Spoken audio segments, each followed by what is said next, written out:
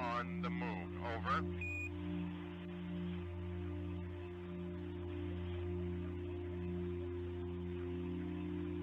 I'm descending the ladder. Tranquility, over. On the bottom rung of the ladder. Just one more step and I'm... Tranquility.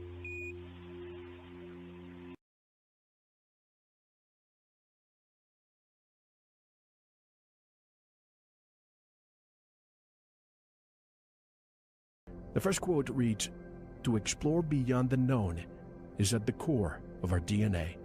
And the second, by Aristotle, "It is the mark of an educated mind to be able to entertain a thought without accepting it." And please, I want to ask a favor of all of you. You can disagree about what you're about to hear, but I ask you to fully listen to what will be discussed tonight, and then do your own research.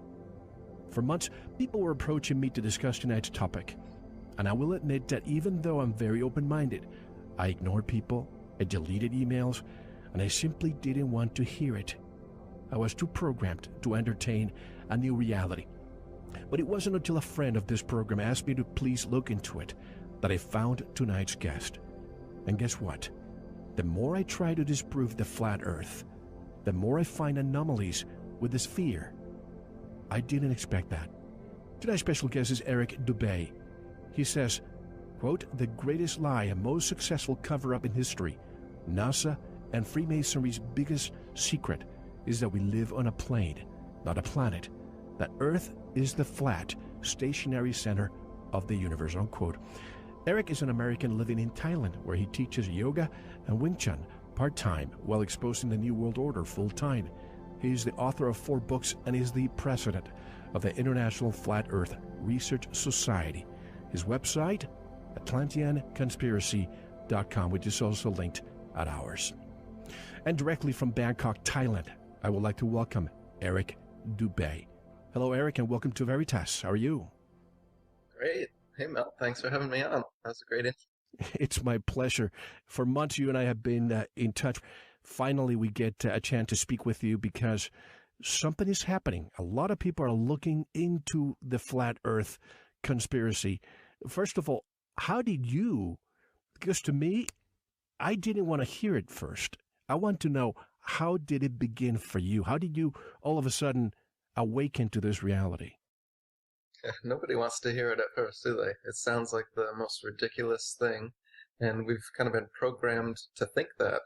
The idea of a flat earther has been ridiculed for so long that it's programmed into us that that's a ridiculous notion that we should pass right by.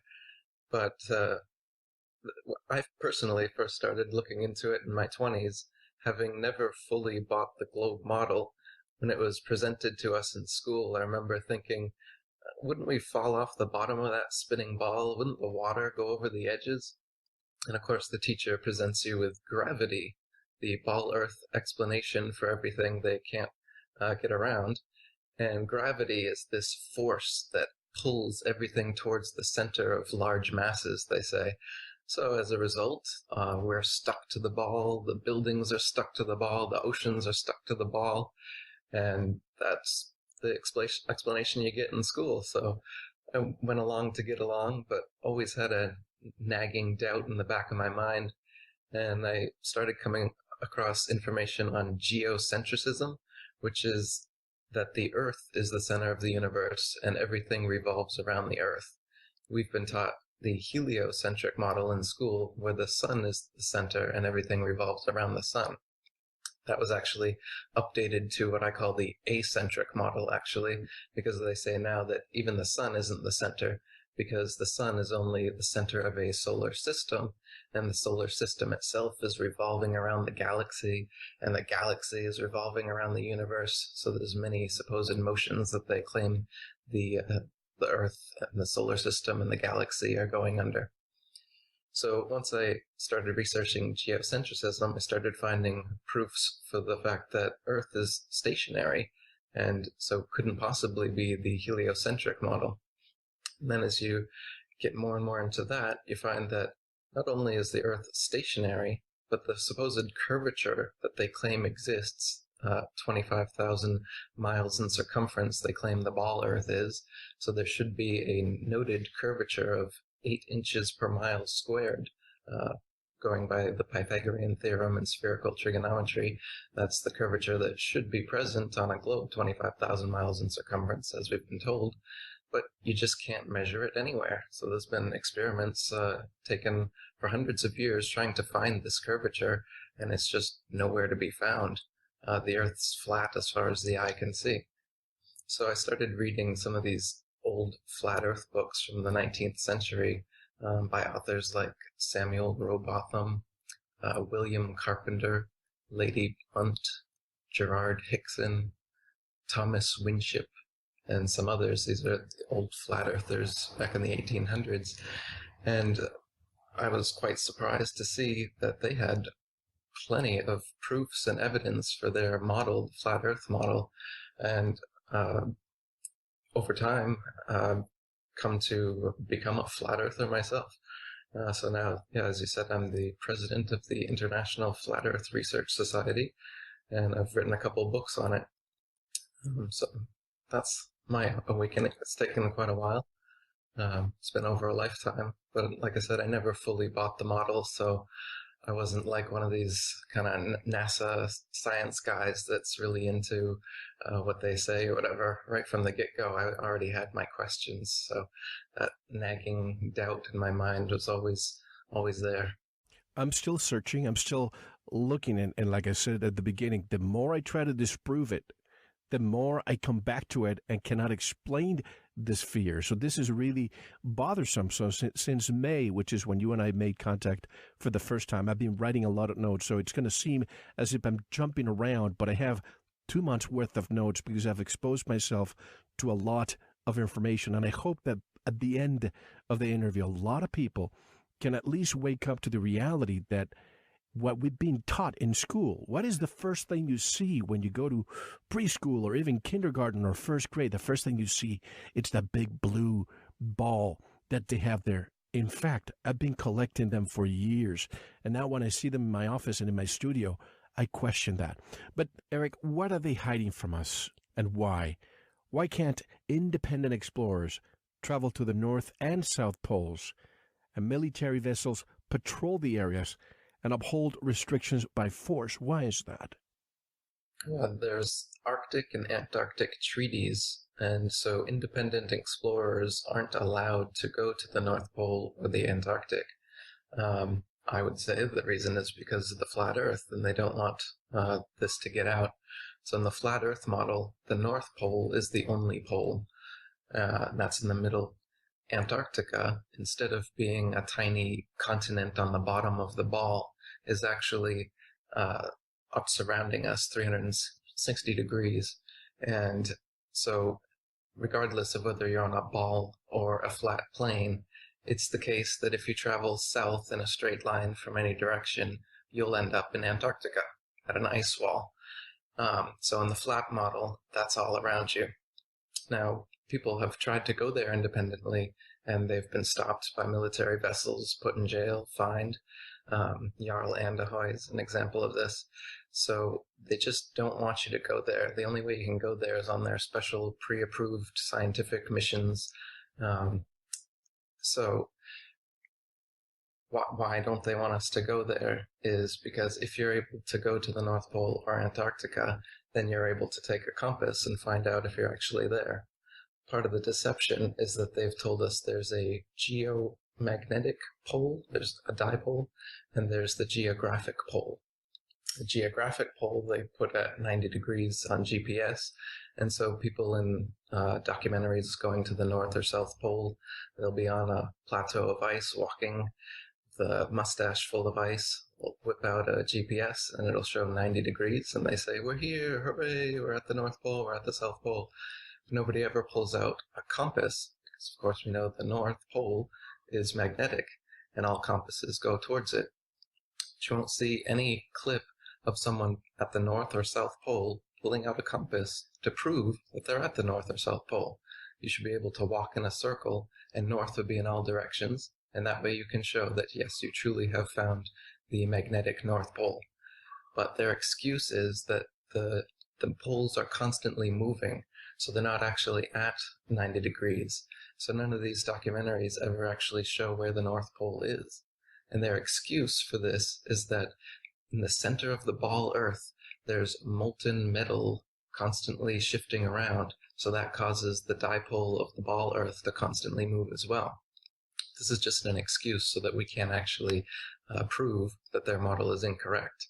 There is no magnet in nature that has a molten core and that causes the dipole to move around conveniently the way they talk about. But a magnet that does exist in nature is a ring magnet, like in loudspeakers. And this is the magnetism of the flat Earth we're on, where there's one pole at the center, and the opposite pole is the circumferential barrier all the way around. So the South Pole is everything around the circumference. That's how a ring magnet works, and that's how the ring-shaped Earth with Antarctica as the circumferential barrier works, and the North Pole in the middle. And so they don't want us to know that, and that's why we've got the Arctic and Antarctic treaties, and it's military enforced so that nobody can go out there and prove this conspiracy. However, there are many other ways to prove it. I've just written a book called 200 Proofs Earth is Not a Spinning Ball. So besides just traveling to the Arctic or Antarctic, there's plenty of proofs that we can do right in our backyard to prove that we're not on a spinning ball. At the end of the interview, I'm going to discuss something that I tried for myself. I just came from Mexico, and for years, I was looking at the horizon in the afternoon when the sun was, quote-unquote, setting or moving away, and I saw mountains that you can't see during the day. And you would ask the locals, what is that? And they would say, well, that's San Felipe, Baja California. And then I found out that that's 80 miles away. How in the world is it possible for me to see that? I have pictures that I've included on the website so people can see it, but we can discuss that later. But if anybody wants to stay with the old paradigm of the sphere, at least they should question why we're not allowed again to enter that area of the world, the North or South Pole. Why is there a multinational agreement still in place since the 1950s? And why are the military forces of the world preventing anyone from entering? The agreement was signed first by 10 countries, including the USA, and now there are 50 on board. What is that agreement really telling us, Eric? Yeah, I'd say that agreement is telling us that they don't want us to go there because there's something they don't want us to find out. And like you said, the blue ball model that everybody sees, the reason everybody thinks that they're on a spinning ball in the first place is because we've been shown videos and photos of a blue marble, they call it, spinning around in space. Our actual everyday perspective is of a flat, motionless plane. You never see any curvature, you never feel any motion, but we've been shown on every news program, every movie company, every channel on television basically has a logo of a spinning ball, so it's in our face all the time, and it's in every movie, so we just assume that that's what it is. But if we'd never been shown such movies, if we'd never seen a television, if we just used our eyes and our experience and our senses and done experiments for ourselves, we wouldn't ever find that we were on a spinning ball. So they want the propaganda to stay in deep. They don't want us to go independently exploring on our own, because then we'd be able to find things out. Like you said, seeing the mountain 80 miles off. That should be, the mountains should be behind almost a mile of curvature at that distance. And they should also, if you can see them at all, the peaks should be leaning backwards away from you. This doesn't happen. Clouds, hot air balloons, things going away from you, they should lean away if we're on a ball. And they should also curve over with the ball. Clouds, you should see the bottom of the clouds more and more as they get closer to the horizon if they were curving over a ball.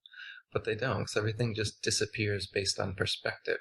So like when you're looking down a long hallway, you can imagine the roof slowly goes down towards the center point. The floor slowly comes up towards the center point. The right and left walls slowly come towards the center point as well. So our vision, the perspective of our vision, the way it works, is like a pyramid shape, where the base of the pyramid is at your head, and the apex of the pyramid is at the focal point in front of you at the horizon. So this is what we're seeing when we see a horizon, when we see the clouds tending towards the horizon, or we see the ground tending up towards the horizon. This is just the way that our eyes work. And when you zoom in on the horizon, you can see things from beyond it. The ball model, they tell you that the horizon is where the curvature of the Earth begins. But if this is the case, then when you zoom in on the horizon, you should be seeing off into outer space, because the Earth starts to curve down more and more as you go. In reality, the better zoom lens you get, the more of our flat Earth you can zoom in. I just got a Nikon Coolpix P900. It's one of the best zoom cameras they've got. This thing is a flat Earth proof in itself. You just zoom in on the horizon no matter where you are, and you can take in more and more and more of the horizon. For instance, one old ball Earth proof they had was that the ships disappearing over the horizon, the hulls disappear before the mast, because that's the ship going over the curve of the Earth, they say. But now with technology, telescopes, and zoom cameras, we can have a ship completely disappear over the horizon, not just the hull, and use the zoom function to bring the entire thing, hull and all, right back into view, proving that it hasn't descended over a mass of curved water, as they tell us, but in fact, it's just gone beyond our perspective. And with the aid of technology, we can bring things right back into focus. And people will say, well, if that's the case, then I should be able to see clear across the ocean. I should be able to see all the way across the flat Earth, if that's the case. But we can, like I said, we can see much farther than you could see on a ball 25,000 miles in circumference. But that does not thereby mean that we can see an unlimited distance, especially at the lowest, densest level of the atmosphere. Atmosphere, another word. I call it the atmosphere flat. But you can't see far because of the air is not Particles. transparent. Yeah, exactly. Especially at the lowest, densest layer. You can imagine the hazy, on a humid day, the haze over a road.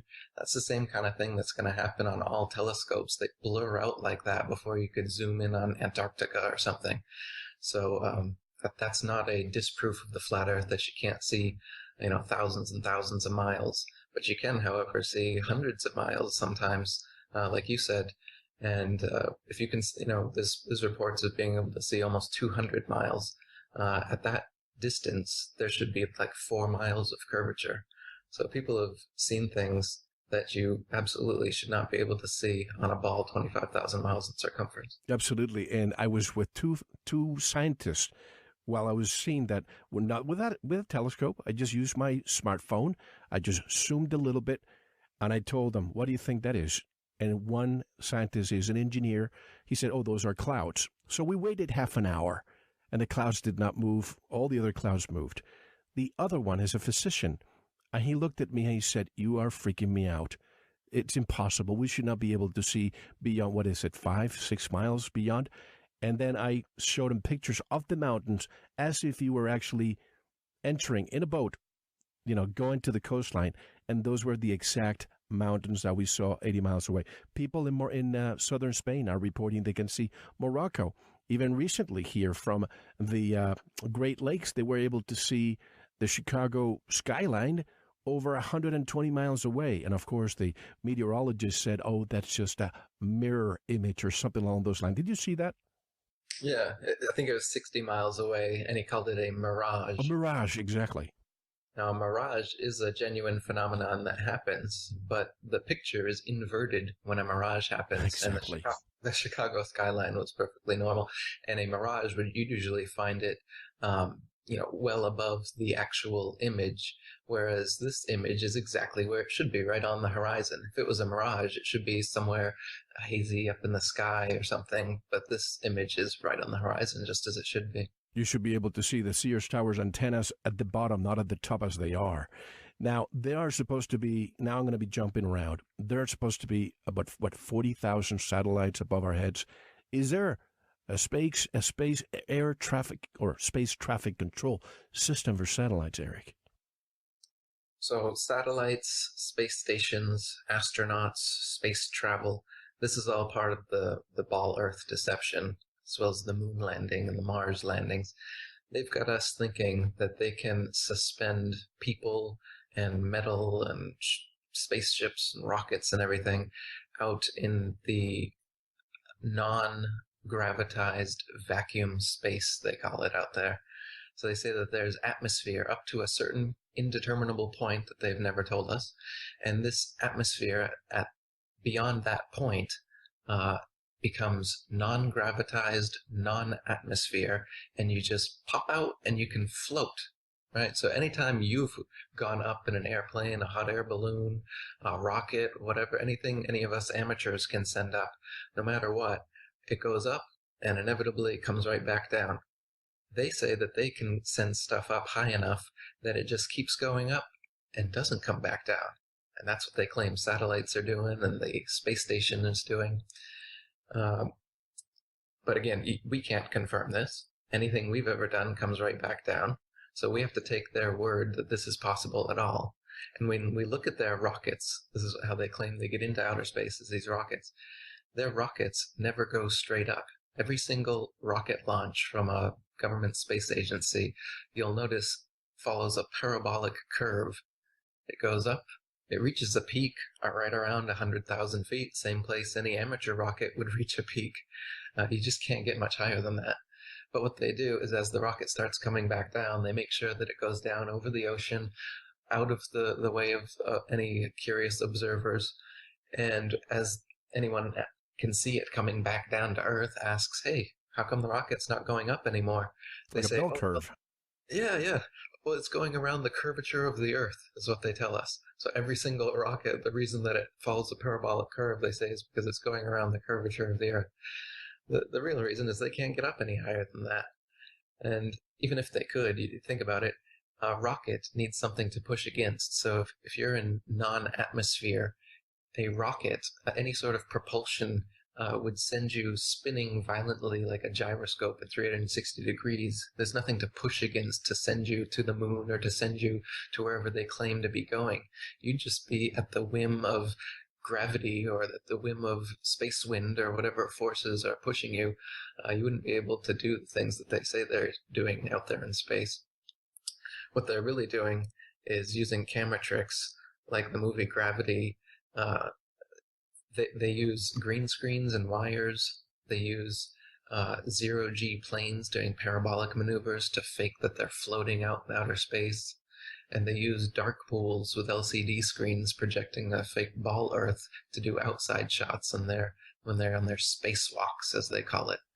So just using these simple camera tricks, we've been convinced that they're able to send up rockets into this fake outer space area where you just float around. So satellites are out there in this floaty place they claim exists hundreds of miles up. We can only get about 20, 30 miles up, and any further than that, we just come falling back to the Earth. They claim that they have their special technology that only they can afford, the trillions of dollars of tax money they fleece from us. So because of that, they're able to get up higher than us to this floaty spot where all these satellites are. Now, in the floaty spot in the thermosphere, it's supposedly 2,000 degrees Celsius. And these satellites are made of gold, aluminum, and other metals, which all have melting points much lower than this. They get around this saying there's no air there, in that or whatever in the atmosphere, so the temperature doesn't translate onto the metals or something. But they've got an excuse for everything, as I've said in other interviews. They literally have a lame excuse for everything you can think of, and I know them all, and I can present them to you. But there's also a common sense flat Earth explanation for everything as well. People have been exposed to their ball Earth excuses for a long time, so they're quick to but they haven't heard of the common sense flat Earth explanations, so they're quick to ridicule those because all they've ever heard is this. Well, this reminds me of 9/11. A good friend, Dr. Judy Wood, she wrote the book "Where Did the Towers Go?" She's she has a PhD on engineering, mechanical engineering, and she has written the only book. It's almost you have to see it in a university to see it. It's 300, 400 pages long, and everybody ridicules her without even reading the book. The same thing I say with anybody who wants to discuss the flat Earth. Listen to what we are discussing tonight before you discount everything, because you're programming doing its thing. It happened to me a few months ago. But recently I spoke with Bart Sibrel. He's the producer of the documentary "A Funny Thing Happened on the Way to the Moon." He's going to be with us in a few weeks, and he interviewed one of the Apollo astronauts and basically mentioned the Van Allen belt. And now we found out that there's not only one, but I think it's 5 layers. So he told the astronaut, "How were you able to go through the Van Allen belt?" And the answer was, "Well, we haven't discovered it back then." That was the answer that he got. Well, yeah, if you haven't discovered it, it can't affect you. It's just like the Right. Wile E. Coyote when he falls off the cliff. He doesn't actually fall down until he realizes that he's gone over the cliff. This is how NASA works. NASA stands for never a straight answer, That's don't you right. know? Exactly. Now, we're told satellites are real. Why are we dropping thousands of miles of fiber optic cables around the planet if satellites are real, Eric? All right, and why are we building all these cell phone towers all over the place if we've got satellites giving us cell capabilities? Everything is done ground-based. Like you said, they've got fiber optic cables going across the oceans. They've got cell towers set up everywhere. So even GPS is just triangulated cell phone towers. Satellites are not necessary for anything that we do. You look at TV dishes, almost none of them are facing more than 45 degrees upwards because they're receiving signal from a ground-based tower. If we were actually receiving signals from these geostationary satellites hundreds of miles up, then most TV dishes should be pointing straight up all over the world. That's true. Never thought about that. Now, why are ships? What are ships in the middle of the ocean, far from land, using then if satellites are not real? Right. Well, long before there was GPS, military had systems like LORAN and DECA, and these are ground-based navigation systems that they were using for decades, and they work just fine. So, I mean, this kind of propagation has been working long before the supposed advent of satellites, by the way, which were invented by a science fiction Freemason science fiction writer, Arthur C. Clarke. He wrote about the geostationary satellite in the science fiction novel, and then became science fact shortly thereafter.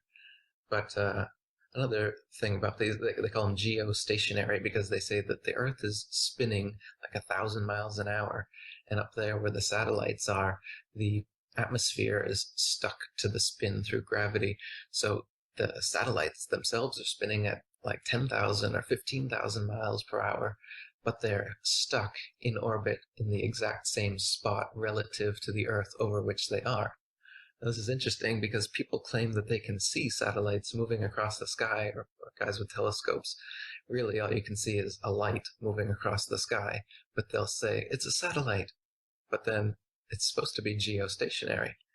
If satellites truly are geostationary, then they should be just a pinpoint of light that does not move ever. And you can see it day after day, night after night, year after year in the exact same spot.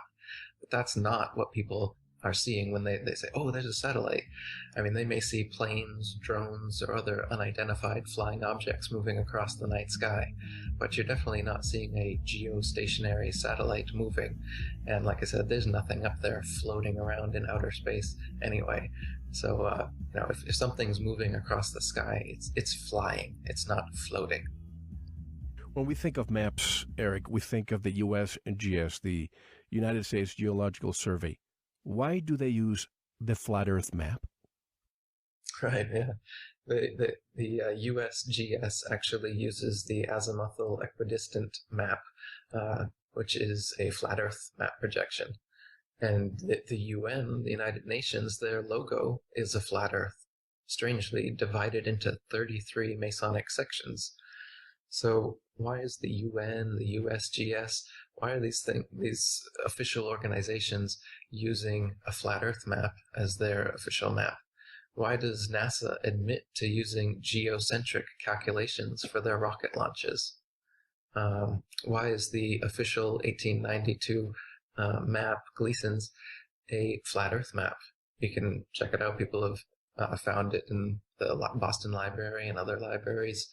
There's plenty of flat Earth maps. Mercator, the guy that gave us our projection map that we use in schools today, His 1569 map is a flat Earth map, showing the North Pole being a magnetic mountain, something that is never shown nowadays in our maps. They just say the North Pole is a bunch of ice in the middle of an Arctic sea.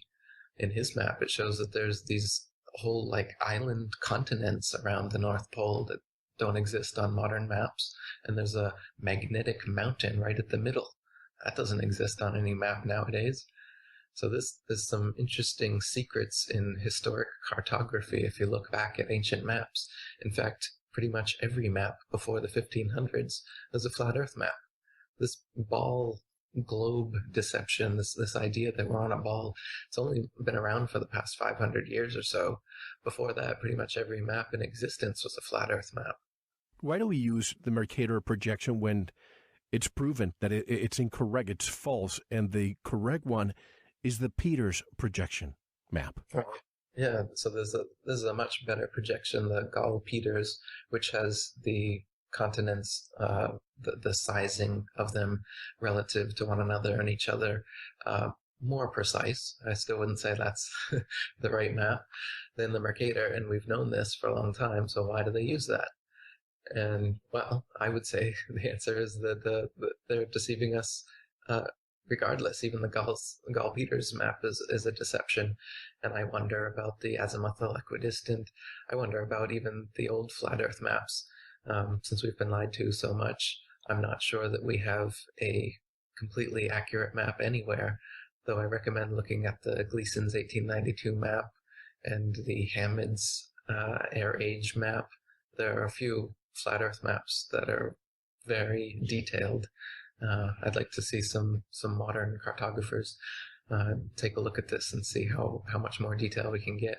But the flat Earth maps absolutely describe the Earth we're living on much better than any of these ball models. Oh, absolutely. But the Peters projection, the reason why I brought that up, I think it's because anything south of the equator based on the sphere that shows bigger than the North should not be there. In other words, we want the North to always be better and bigger. And that's why when you see both maps, the Peters and the Mercator, you can see the Peters, Africa looks huge. South America looks huge. You can fit the United States several times in Africa. And the other one, maybe just two times at the most. Right. Why is that? Because lines of latitude south of the equator don't get smaller.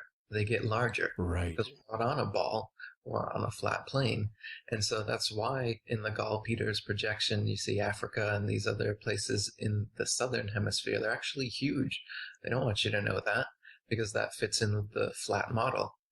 Now, when you're trying to traverse around Antarctica like James Clark Ross, Captain Cook, and other early explorers tried to do, it took them 3 or 4 years and they traversed 50 to 70,000 miles.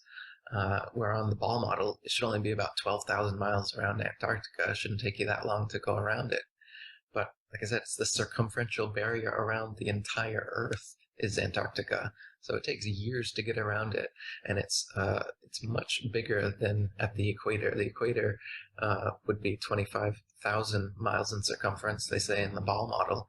Yet when you're trying to go around Antarctica, it's twice that size, as it would be on a flat plane, not on a ball. And these early explorers, they often found they were going on ball projections as well, and they found themselves out of their reckoning more and more every day the further south they went.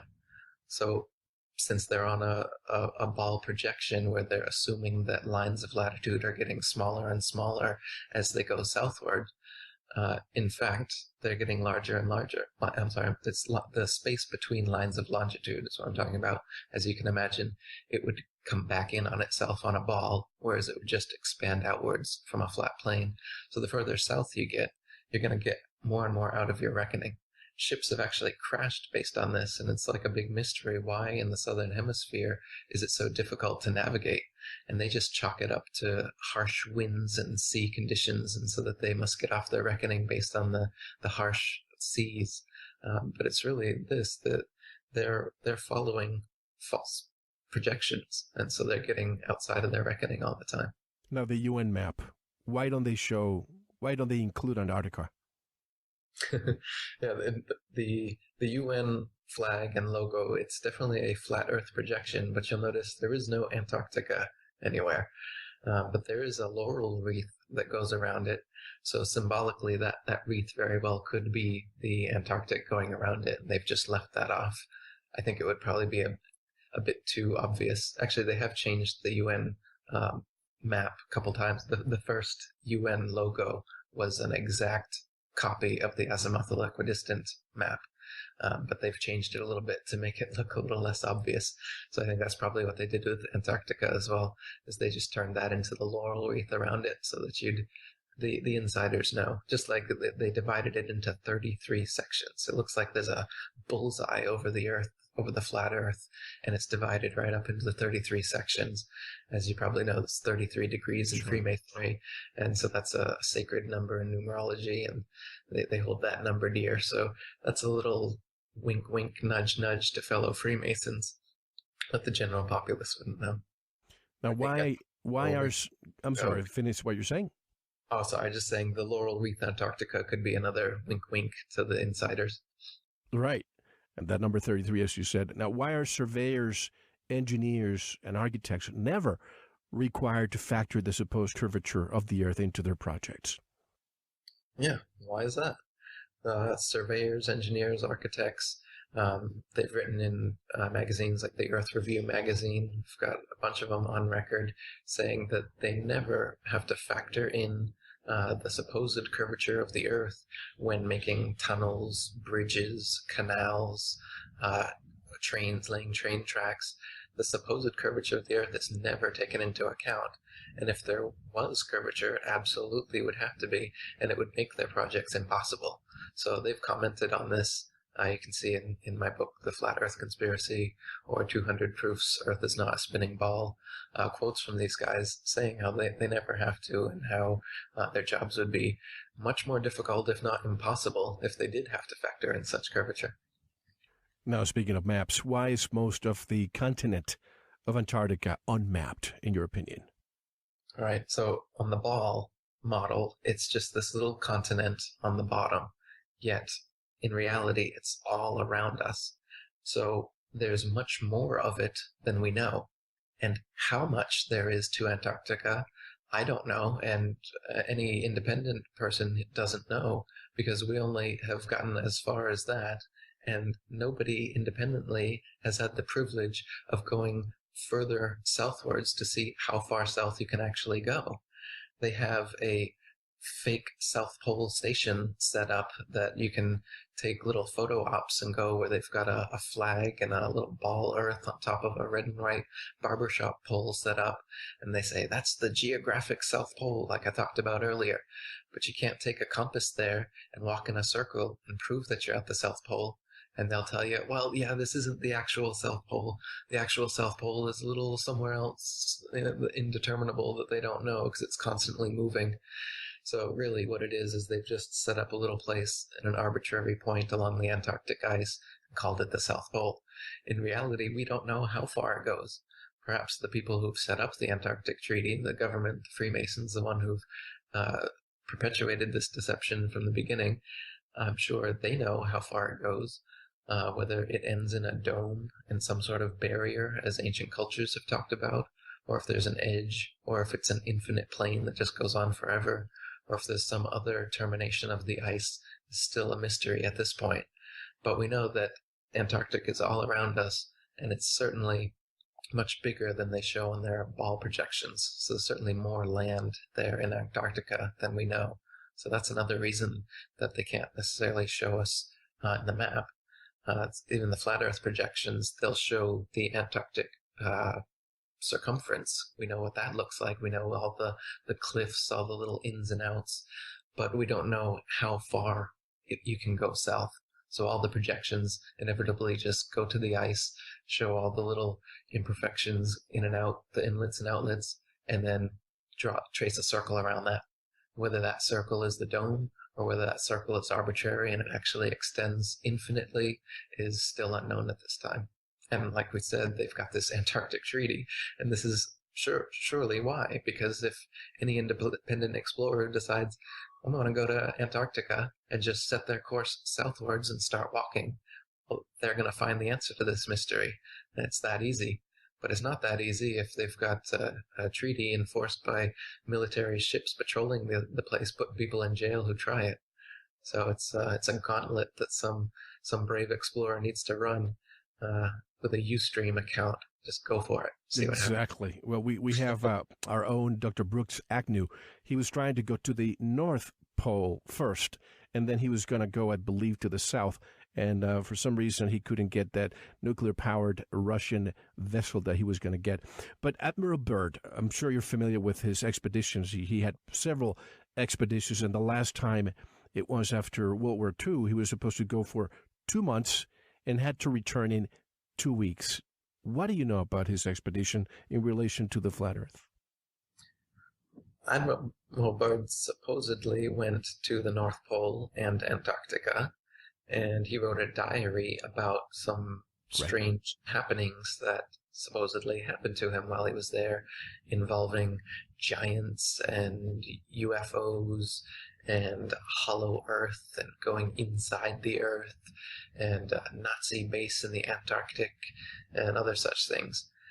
However, Admiral Byrd was a Freemason, just like all of the people in NASA that started NASA, just like all of the astronauts, just like Newton, Copernicus, Kepler, and all the founding Pythagoras, all the founding fathers of the heliocentric spinning ball model have been Freemasons.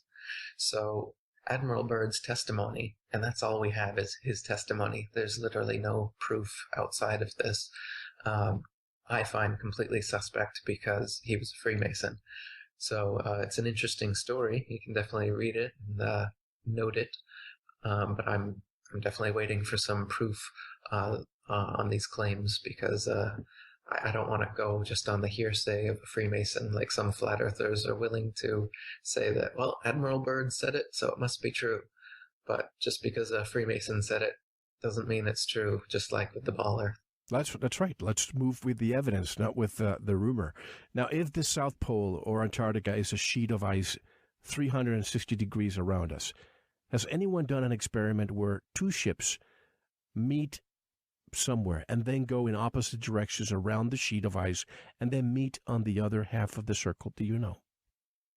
No, I don't think that has been done, nor has a north-south circumnavigation of the supposed globe ever been done.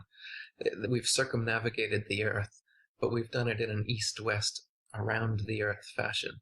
So nobody has ever actually gone from North Pole to supposed South Pole and back around in an airplane or in a ship. You couldn't do it anyway.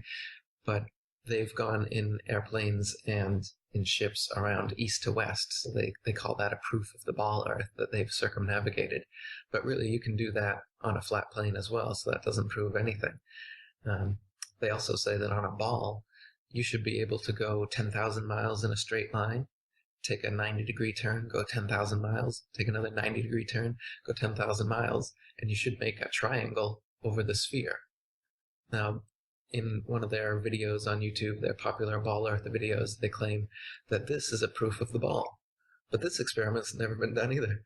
They claim that, you go take 3 90-degree angles, 10,000 miles, and you'll be back where you started, proving that you're on a spherical, going over a spherical surface, not a flat one. A flat one, you'd have to take 4 90-degree turns to get back. But they've never actually done that experiment. Just like they've never actually done a north-south circumnavigation and recorded it. So, like I said with the Byrd testimony, any experiment that they claim is a proof, but they've never actually performed it and show us evidence, I'm not buying it. Some people say that the Earth is an oblate spheroid, but take Neil deGrasse Tyson. I'm sure you hear this name all the time. He says the Earth is pear-shaped. If that's the case, why haven't we seen a picture of the Earth looking like a pear?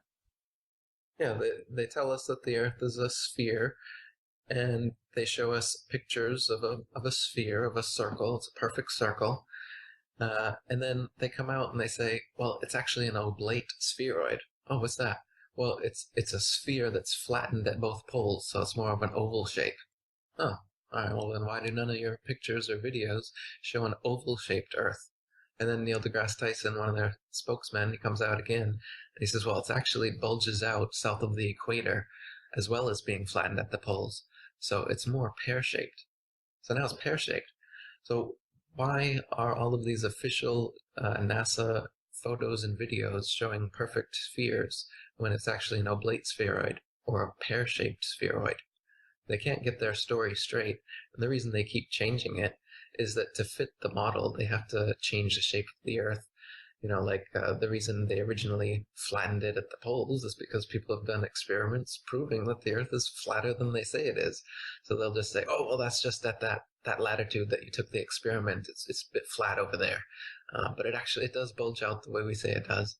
And then, like we said, south of the equator is larger than north of the equator because lines of longitude just extend outwards. They don't contract back.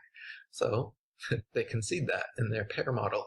They say, well, it bulges out south of the equator. It's bigger south of the equator. Yeah, it is, because it's flat. But instead of admitting that, they just, make tweaks to their model as time goes on. That they say that the ball Earth tilts back 23.5 degrees. That's another tweak they made because we can see Polaris, which is right over the North Pole, from 23.5 degrees south latitude. Shouldn't be able to see that on a ball. So they just tilt the Earth back and then okay, now you can see it. Anything else? And so they come up with explanations in reverse like this, damage control, reverse engineered explanations, just to give excuses. Like I said, they're great at it. They come up with an excuse for everything that is presented to them as a difficulty to their model. But when you just break down their excuses, time and time again, you start to see how they're just lying. They're just making stuff up so that to keep the model going. It doesn't make any sense. The more you actually look into it, you see that they're weaving a big myth. And we look into the flat Earth experiments and examples, you see that this makes sense. This is obvious. You can do this for yourself. These experiments have been done over and over again. Like I said, I have 200 proofs the Earth's not a spinning ball. On my forum, we've got many more proofs than that. I challenge you to find any, NASA or any ball believer to find 200 proofs that the Earth is a ball or spinning. They can't even give you 10 good. I mean, they can't even give you one, to be honest. I can debunk every single one. But, they can't even come up with fake explanations the way flat earthers can come up with real, legitimate explanations. The more you look into it, the more you'll see this. At first, everyone scoffs at flat earth. What the heck is that? Yeah, because you've never heard this before. All you've ever heard is that flat earth is ridiculous and the spinning ball is obvious. So that's how you're going to react. But I challenge you, you just look into this some more. You're going to shift. It's going to become exactly the opposite. You're going to scoff at this stupid spinning ball model, the idea that you've ever believed that this happens, and you're going to see how obvious it is that the Earth is flat and motionless, just as it appears to you, just as it has appeared to everyone throughout all of history. Even President Obama ridicules it when he says, we don't have time for a meeting with the Flat Earth Society. But I found interesting, Eric, that we hadn't seen a NASA photo of the Earth since 1972, the last Apollo mission. We saw a few photographs, but years ago, something dawned on me that they had different pictures of the rotation. But what struck me as strange was that the clouds were exactly in the same position. And then recently, you probably saw it about 3-4 weeks ago, NASA came up with this new picture of the Earth having the moon going around it that looks so photoshopped to me. Did you see that? Yes. They called it EPIC. EPIC. I forgot the anagram or whatever. It's EPIC stands for the name of this satellite that they claim is 1 million miles away, and it just sent them these photographs or whatever. I don't know. Is it a photograph or a video? It's such a bad video you can't even tell what it is. Oh, supposedly a video, yes. Right, but it's just like a flip book of just pictures of this little gray ball moving over a blue ball. And anyone that's not completely brainwashed can see this is an image. This is a CGI, computer-generated image. It's not a video, and neither are any of their videos. Like you said, you look at any of these videos that they have of the Earth spinning, none of the clouds move, none of the clouds morph, and you can see way too much of the ocean and the Earth. If you actually go up in a plane or or hot air balloon, you notice there's clouds everywhere at varying altitudes, and so the Earth should be white, really, if their images were legitimate. But yeah, as you're saying, they're actually all computer done. They're not even that good. You look at them next to each other from back in the 70s up to nowadays. They all look totally different too. The shading of the water is different. The clouds is different. The image of the Earth has changed as CGI technology has changed. You can see it. You know, the early 2000s, it looks like the Men in Black style. Nowadays, it looks like the Gravity Hollywood style. They update their ability as time goes on. But it never looks the same. In a recent one, I don't know if you saw, they put the word sex, S-E-X. I did. Clearly in a cloud formation. Yes. So they're just laughing at us now. They're putting things out there for us to see. It, like you said, it's for the people with eyes to see. It's the wink, wink, nudge, nudge. So they're laughing at us.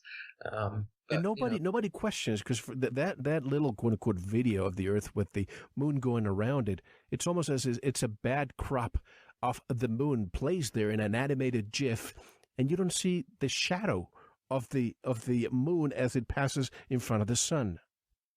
It's terrible, and it gets millions of views, and every comment you see, people are like, "Amazing, thank you so much." You know, our tax dollars well at work. And Neil Tyson will say something like, "Yeah, you know, we brought you this image, and it only costs every American like $7 per year. That's it." It's like, yeah, I'll take my $7 back, and stop lying to us. They've taken trillions of our dollars over the existence of NASA. It's like 30 billion just for the fake moon landings, and now they've got RASA and JAXA and all these other space organizations propping up all over the world. So they're fleecing their populations of tax money, billions and billions of dollars. And what are they doing with it? They're paying artists to make little CGI renderings and laughing at us and running away to the bank. So this is one of the biggest deceptions in history, and they're laughing their way to the bank as a result of it. Well, we can go back to 2001 Space Odyssey.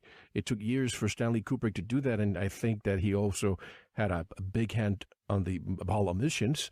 But when I think of 1939, when Technicolor came along, wow, now you can go to the movie theater and watch these movies in color. And then 30 years later, the most sophisticated venture for humankind gives us second or third generation black and white. Come on now. And then 45 years later, we still haven't gone back. Exactly. And you would think that if we had been to the moon, there would be some commercialization of the moon. We would have space tourism. We would have people just going there and digging rocks from the moon to sell them at planet Earth, because we like to be venturers and business. Why is it that not more commercial, companies have said, you know what, you don't want to go there? We'll go. I don't know if you know who Jay Weidner is, but he told me that he and somebody else had a production company. They wanted to go and map in 3D the moon years ago. And he called a former friend from NASA and said, hey, by the way, I just want to let you know so that you know that we're having this rocket and we're going to go up and take, this footage of the moon. And allegedly, that man from NASA said, you're not going to the moon. You're never going to the moon. If you launch a rocket, we're going to shoot it out of the sky, and don't ever call me again. I don't know if you ever heard that. I haven't. No, I just watched Jay Weidner's new movie, Kalki. Have you seen that? Yeah, absolutely. Avatar. Yeah. No. Now, a private rocket was launched last year. You probably know this, from the Nevada desert, 73 miles up. It had I think they broke a record. It had a few cameras, but unfortunately they were all fisheye, as you know. However, the one thing, Eric, that was noticed was that the moon was behind. Someone noticed the moon behind the rocket, and it plugged the time of launch and determined, using different computer programs and websites, that the moon was above Australia at the time. If we live in a sphere, it would be impossible to see the moon if at the time this rocket was launched, the moon was on the other side of the globe. What do you say about that? Right. They tell us that the moon only circles around us once every month, when in actuality it circles over the Earth every 25 or so hours. It makes a complete revolution. So the sun and the moon they're only a few thousand miles above the Earth, circling over and around it.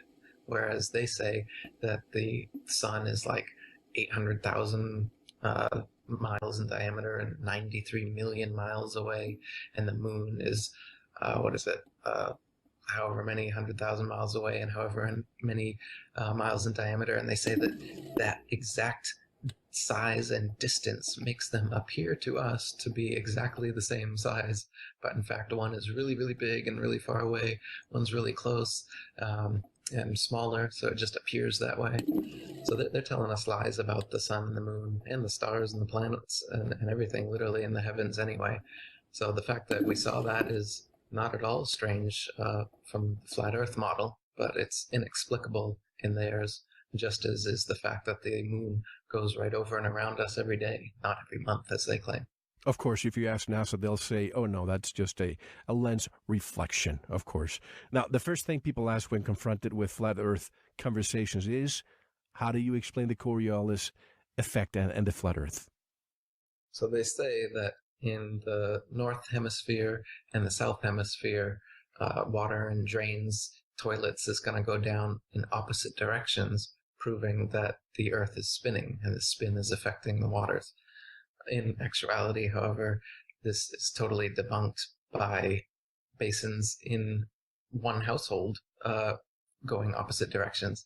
It really is based on the way that the water enters the basin and the way that it's shaped, which way it spirals down, and has nothing to do with the Coriolis effect.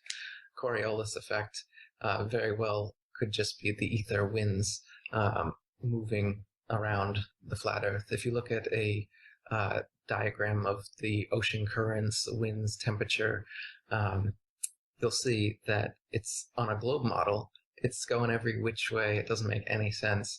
And you'll find videos on YouTube where they've projected on a flat model where it makes perfect sense. Everything goes around in an anti-clockwise motion perfectly around the flat Earth model, the azimuthal projection.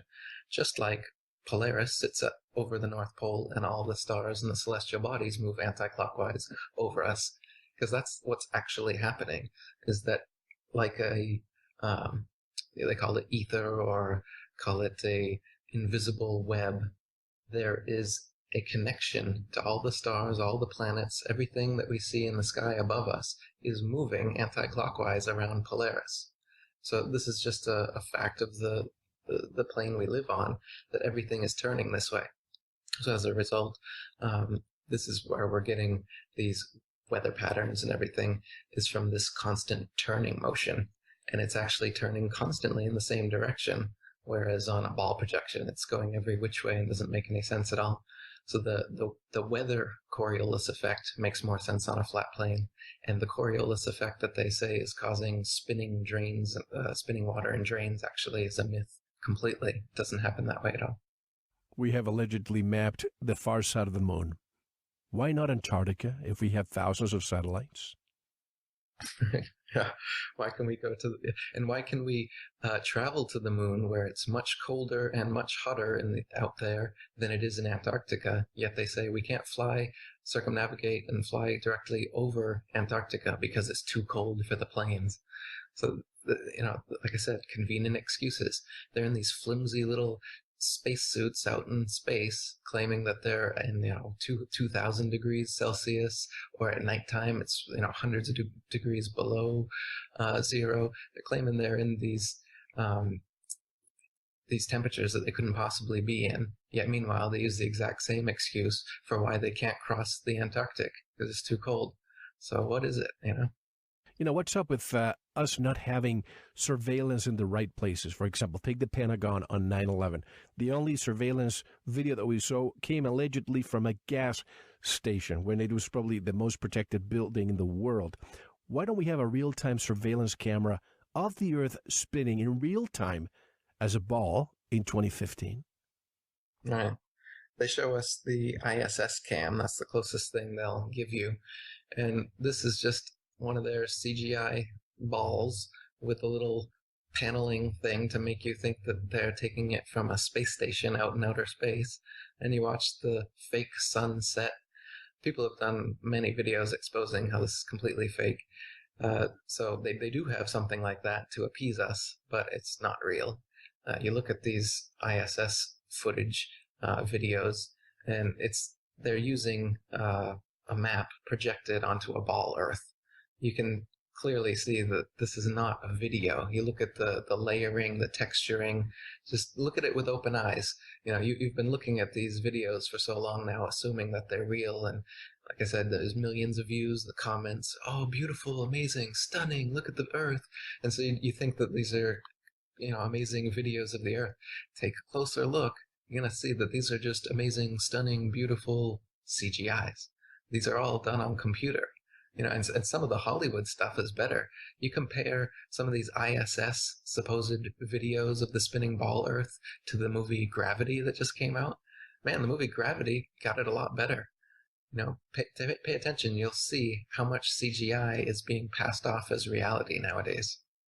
I don't know if you know this, but the director of the movie Gravity was in a conference one day, and a reporter, and this is not humorous or a joke, the reporter asked Alfonso Cuarón, the director, Mr. Cuarón, how were you able to sustain spending so many months in the space stations filming the movie?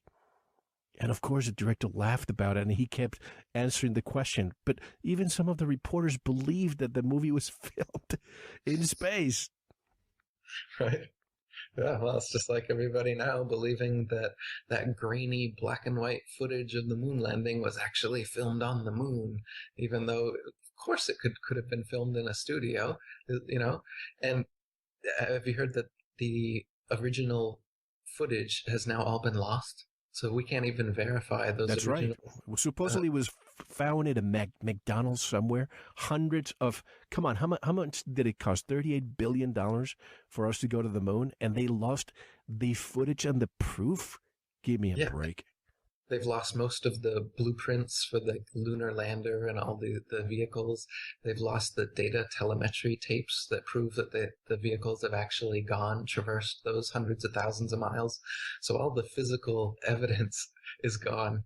Why? Oh, I wonder. Of course, if they can't show us this stuff, because then when it can be analyzed independently, it can be shown for the fraud that it is. So just like the Pentagon footage, why do we only get, at first we got nothing, then we got 5 frames with a little thing saying plane, but you couldn't even see a plane, you just see 5 frames of an explosion.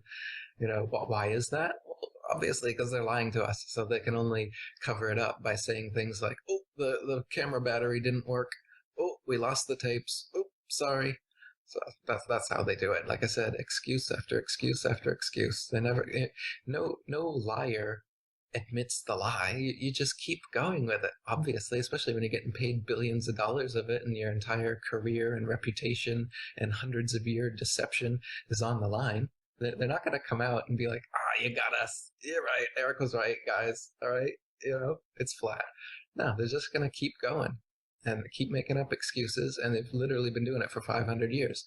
And that's why we've gone from a ball to an oblate spheroid to a pear. What's next, It's going to be an amoeba. It's an amoeba-shaped Earth next. They're going to have to make so many modifications to it. It's going to be like clay in a potter's wheel, throwing it against a wall, trying to answer all the flat Earth refutations. And the problem is that most people don't ask questions. I remember years after the 9/11, I hate to say attacks, but the event happened when the newspapers' headlines came out and said, oh, we finally found a video that shows a plane crashing into the Pentagon. No pictures, nothing. It just read that. Most people just saw that. Oh, good. You see, we have the answer. Those conspiracy theories just go to sleep. Go back to sleep now. But we have to take a one and only intermission. We're just scratching the surface, folks. If this is the first time you've ever heard about this topic being discussed in the 21st century, well, you're in for a big surprise, because we have so much more when we return with Eric Dubay.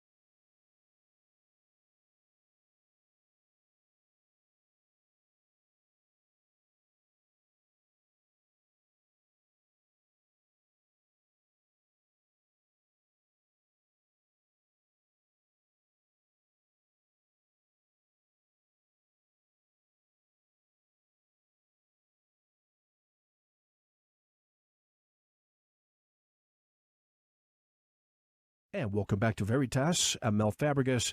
Delighted to be here with my special guest tonight, directly from Bangkok, Thailand, Eric Dubé. Eric, some people have emailed me these pictures of the bases in Antarctica, the research bases that are there, and they're showing what looks to be two suns. If we are on a flat Earth and let's call ourselves a puddle, one of many puddles, could that other sun be another sun that belongs to another puddle? And because they're down there in the extreme, circumference of the Earth, they're able to see that? That's one possibility for that explanation. Another is Rahu, which is another celestial body in Vedic astronomy that they said existed the same size as the sun and the moon. It's also been called the black sun. And this is the ancient explanation for eclipses. They claim that Rahu eclipses the sun and the moon, not as modern day they claim that in solar eclipses the moon eclipses the sun, and in lunar eclipses they claim that the shadow of the ball Earth eclipses the moon, causing that. This one actually is provably not true, however. They say that the sun lines up with the Earth just perfectly to cast the shadow of the Earth onto the moon like 3 billiard balls in a straight line. However, many times, over 50 times in the past 500 years, it's been recorded by the Royal Astronomical Society that the sun and the moon were both visible above the horizon at the same time during an eclipse, which means they couldn't have been not even close to in a straight line. They're almost next to each other. So this explanation of the shadow of the ball Earth going onto the moon is impossible for being what the eclipse is. They also use that as a proof of the ball Earth. They say, hey, see the shadow? It's a ball. But this is impossible. So you're not seeing the shadow of the ball Earth. It's not a proof of the ball. And in fact, a better explanation is this ancient explanation of the black sun, or Rahu, which occults the sun and the moon at certain points during the phase. There's an 18-year cycle that eclipses go through, and every 18 years it repeats. So you can predict eclipses based on this geocentric flat model with Rahu, as they've been doing for thousands of years. Nowadays, they claim to be predicting it based on the billiard ball, sun, moon, and Earth lining up. But as I said, this is not happening. So this is yet another lie. And this claims of seeing Nibiru or some other celestial body very well may be this translucent dark body, the black sun, since we're not told about it anytime we see strange phenomenon and think it could be a second sun, it very well may be this one, the black sun. And with all due respect to the late Zacharias Sitchin, anybody who wants to listen to his last interview, you can go to our websites right there. The fact that he had his office in Rockefeller Center in New York City makes you wonder if he's part of those cultural editors that continue to keep us in the dark. But Eric, you say the moon is self-illuminated. Why do we only see portions of the moon during the various moon phases? Yeah, they say that the cause of the moon's phases is the reflected sunlight hitting it. But you can prove that the light of the moon is totally different from the light of the sun. The effect it has on foods and plants is different.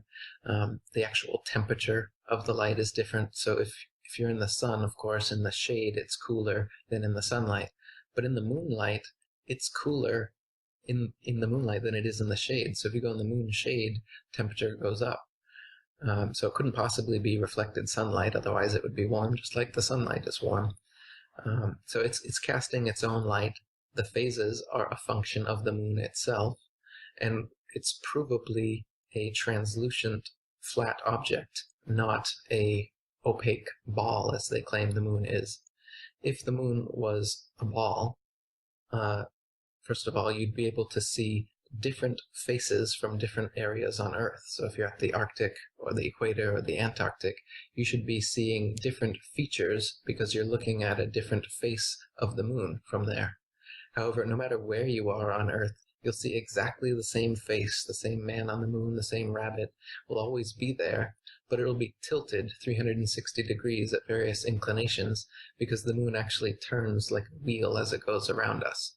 And that's another proof they use of their ball model. They say in the North Hemisphere, the moon is right side up, and in the South Hemisphere, it's upside down. So that's proof that we're on a ball. But as I said, it's not so simple that it's just right side up in one hemisphere, upside down in the other hemisphere, but rather it's always turning. So you can find pictures of it at all inclinations, not just two opposite inclinations. So this is one proof that the moon is not a sphere. They say that the moon's a sphere and it rotates as well as the Earth, but since we only see the one face, their excuse is the moon rotates the opposite direction the Earth does, and it's perfectly synced so that when the Earth is moving and the moon is moving, we never see any other face. So another convenient explanation. But in reality, the reason we never see the dark side of the moon is because it doesn't exist. There isn't another side of the moon. It's just a translucent, it's not densely physical because you can see through it. There's been pictures taken of stars being seen right through the moon. And the Royal Astronomical Society has recorded stars and planets like Jupiter have been seen through the moon. And they're scratching their heads recording this, like wondering what they've seen. And this is on record back in the 1700s up until today. You can see things through the moon. On a clear afternoon, you can see the blue sky through a waxing or waning moon. You'll see part of the moon illuminated, and then part of it, you'll see the blue sky right through it. Even some of the craters, as they call them on the moon, that's potch marks. Nobody knows exactly what they are. It's strange looking. Calling them craters, though, is a foregone conclusion because you don't know that that's what they are. Especially, as I'm saying, some of these supposed craters, you can see the blue of the sky through the crater. So it's obviously not something that's densely physical. You can see through it. You can't see opposite faces from different places. And if it was a ball can't reflect light either. The only way that the moon could reflect light like they say it is if it was a flat or a concave surface. A convex surface can't project light, reflected light, the way it's claiming that the moon does. Now, Occam's razor for a moment. If you and I are born and raised by, say, an isolated tribe in the Pacific, and you and I look at the horizon around us, we would think the Earth was flat if nobody told us the opposite. And if you saw an eclipse and the sun and moon look exactly the same, you would come to the conclusion that the two objects are the same size, wouldn't you? That's right, exactly. And you wouldn't come to the conclusion that you were moving either. They say that we're spinning 1,000 miles an hour, we're going around the sun 67,000 miles per hour. There's no way you would think of that because it's nowhere evident anywhere that we're moving. Instead, you'd look up and you'd see that the sun, moon, and the stars are all revolving perfect circles around us. And that geocentric common sense perspective is what you would assume the truth was, until some liar with a NASA logo on his shirt, a little forked snake tongue, if you notice, that's what the logo is. They come with their little forked snake tongue and they say, "Oh, silly peasant, you're not motionless with everything revolving around you. The sun is motionless and you're revolving around it, silly." So what they do is they set themselves up as the authority. That's what every liar does. That's why psychopaths, they get this thing called the duper's delight. They love to pull a fast one on you. Not only is it fun for them, it's hilarious for them to pull this biggest of all jokes on people. It also sets them up as the authority. So not only do we give them all of our money for these fake CGI pictures and whatnot, we also go to them like they're the priests of metaphysics as well, because they're the only ones who can peer into the universe and tell us exactly what's going on here. So people like Carl Sagan and Neil deGrasse Tyson, in actuality, they're just Freemasons lying to you, stealing your money, but you think that they're like the priests of science telling you knowledge of the universe that nobody but them has access to. So they set themselves up as the authority by telling this biggest of all lies, and then everybody has to ignore their common sense and their own experience and experiments and go to these guys and ask them what the truth is, and they just feed you a bill of lies all the time. And that's where we're at today. We've all been brainwashed with these excuses of why the Earth's curving and spinning and all this nonsense. Like you said, if you were left to your own devices, if you were born in some tribe somewhere, there's no way you'd ever come up with this heliocentric ball idea. The Earth is clearly flat and motionless to anyone that's ever walked the Earth and not heard a NASA spokesperson. Speaking of the Earth moving so fast, when you look at a quiet pond, the water is so calm, you drop a pebble, and you see the rings start circulating wide as if there's no movement around us. And this leads me to the next question. The tides. Why low and high tide happening only in the ocean and not in lakes or streams? Right. So water is another great proof of the flat Earth and disproof of gravity. So water, the natural physics, is to always find and remain level. If water is contained somewhere and let go, it will flow in all directions to find the easiest way to find its own level again, and then it'll remain still. So how is it possible that all of the oceans on the Earth are actually curved bodies of water curving around the Earth like this? That's not the natural physics of water to do that. They claim that gravity does this, but they can't show you any example of water gravitized around some ball and just sticking there the way they claim it does. And they also claim that the gravity of the moon somehow causes the ocean tides to lift up towards the moon, and that's what's causing the tides, as you said. But like you said, why are not the seas and rivers and lakes and other inland waters, why are they not similarly affected? Why aren't those bodies of water having tides and being lifted towards the gravity of the moon? Well, obviously it's because this explanation is bunk, just like every other explanation they give us. It's impossible that tides are caused by the moon's gravity, otherwise all water would be similarly affected.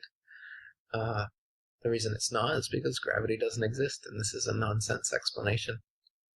Now, let me ask you about, and this might be a left-field question, so I'm okay if you don't know what to say. Let me ask you about ancient maps for a moment. You may know that Christopher Columbus, Cristobal Colon, his real name, was not an Italian fisherman from Genoa, Italy. He, in fact, was a Sephardic Jew from Catalonia, Spain, who had to hide the fact he was Jewish because that same year, in 1492, Jews were being kicked out of Spain. So do you think he had an ancient, of course he lied in order to get the funding from the kingdom. Do you think he had ancient maps in his possession? Right, absolutely. It's a huge lie that ancient civilizations never interacted with each other before Columbus, or that we never knew that there was a whole other continent out there. This knowledge was certainly suppressed, and it was kept to the royal class and the aristocracy. But Columbus, of course, he knew, and there's no way that he, the story that he was trying to find India, and they to this day they still call Native Americans Indians because he was expecting to find India. I mean, what a stupid story that we hang on to this very day. There's been paintings of white men. There's been symbols like the cross and swastika and other ancient symbols have been found. The Buddha, sculptures of Buddha have been found in America. So the languages, you name it, there's inexhaustible proof that the East and West hemispheres knew about each other and had interacted for thousands of years before Columbus. There may have been the Dark Ages. There may have been a time when there was limited interaction, followed by this new breaking out they talk about. But as far as truly ancient civilizations, they were worldwide. And coincidentally, right on our website, we have a blog entry titled, "Where Did Chief Joseph Get His Mesopotamian Tablet?" A gift that he gave, one of the generals when he came to America. And how did he get that? It's an artifact dated back to 2042 BC. So obviously the Assyrians, the Babylonians, had interactions with this world. The pyramids, all of a sudden, the pyramids popped at the same time, and they more or less had the same architecture style, when we in fact did not have any kind of interaction, and we had to believe that Christopher Columbus discovered or rediscovered or actually opened the route from Europe to America. Right. Yeah, there's pyramids all the way from South America to India to China, huge stone obelisks and, megaliths that we couldn't make today are found all over the world. Yet we're assuming that these cultures never had any connection. They all independently came up with this technology so advanced that we can't replicate it today. I doubt it. I think it's more likely that ancient civilizations were very evolved and they were worldwide. They communicated, and we have since devolved while being told that we're the pinnacle of evolution and that your iPhone is the best thing that's ever existed. Not only that, but I had a chat with the Dogon tribe years ago, and they get mad when you tell them, when you see Ancient Aliens on TV. Which, by the way, folks, find out who owns the History Channel, and then you'll know what I'm saying here. But they get mad when anybody says, "Oh, they must have been built by aliens." When in fact, I think we had a very, very smart civilization, perhaps a universal language, a universal mind, thousands of years ago. Something happened, and now we just can't replicate what they did, even with today's technology. Right. Our wise ancient human heritage is so removed from us now that it's alien. We think of, the pyramids and the megaliths and all these things being so beyond us that they are alien to the human race. But this could be just that we've devolved and adapted so far away from how our ancient ancestors were that it's become alien to us. That doesn't mean that humanity had to have been visited by some other species to be able to construct the kind of things that we used to. It just means that our consciousness may have shifted and we've gone more towards metal technology, say, than internal consciousness technology. People of the past, for instance, in a Mithraeum, an ancient temple to Mithra, they looked like a modern Catholic church with pews and an altar and the priest at the front gives you communion. But in a Mithraeum, you get sacred mushrooms and oils, and then you lay down in these saltwater tubs. So the pews are like saltwater tubs. They're all connected, and you have a midnight mass. That's where this comes from. And there are holes cut in the ceiling over each of the tub.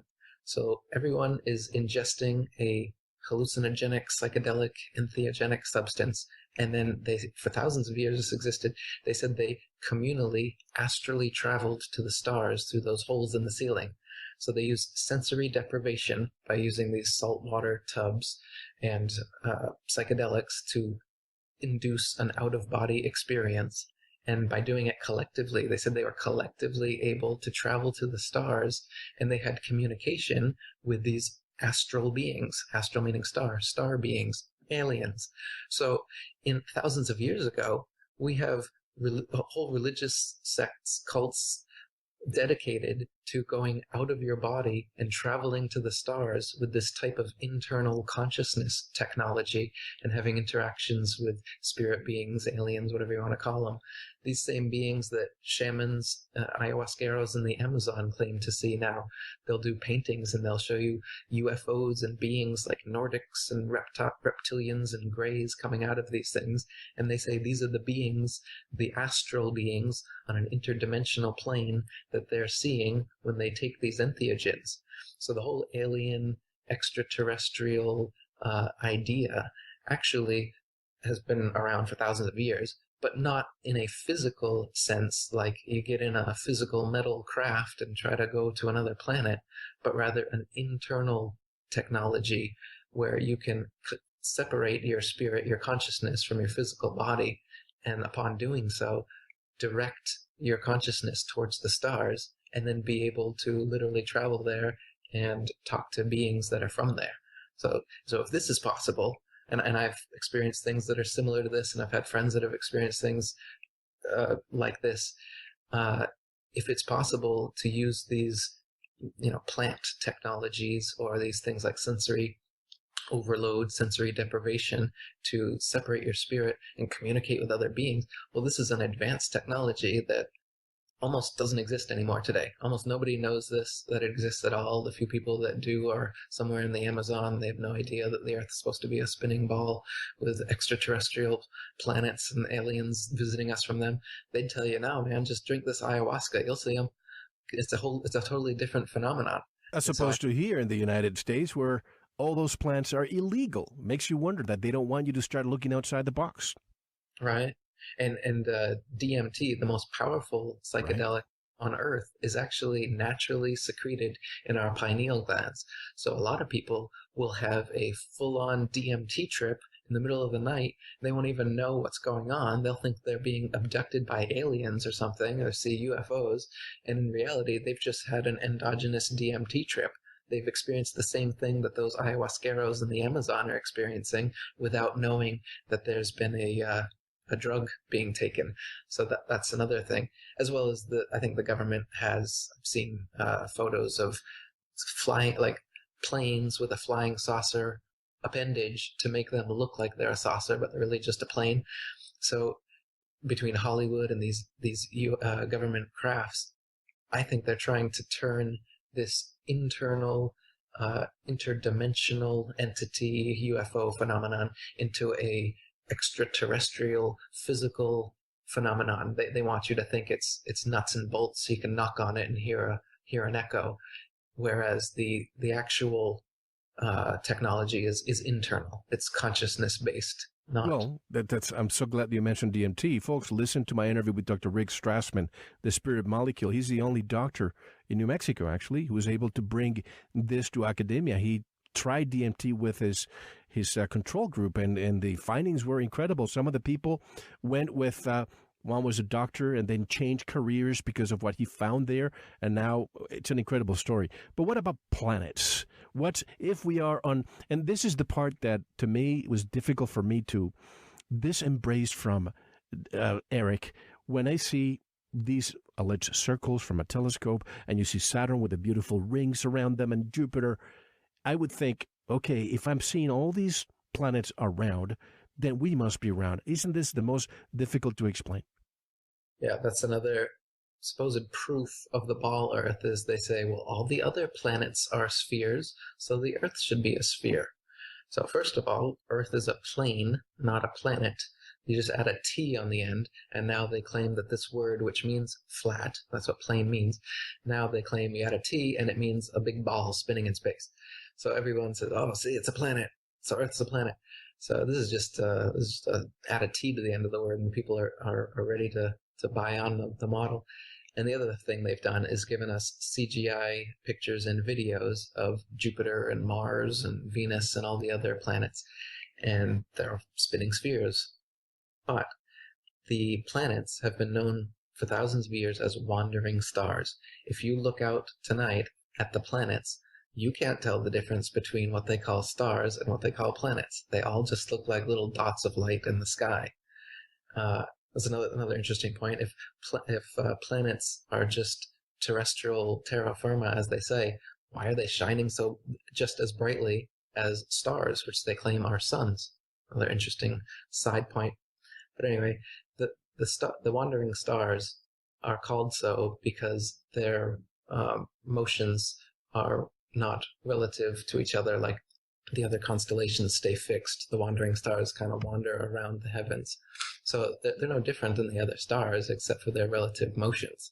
But in NASA videos, they'll show you a star looks like a big nuclear furnace of sun, and they'll show you the planets look like whatever, they are all different, but they're all balls.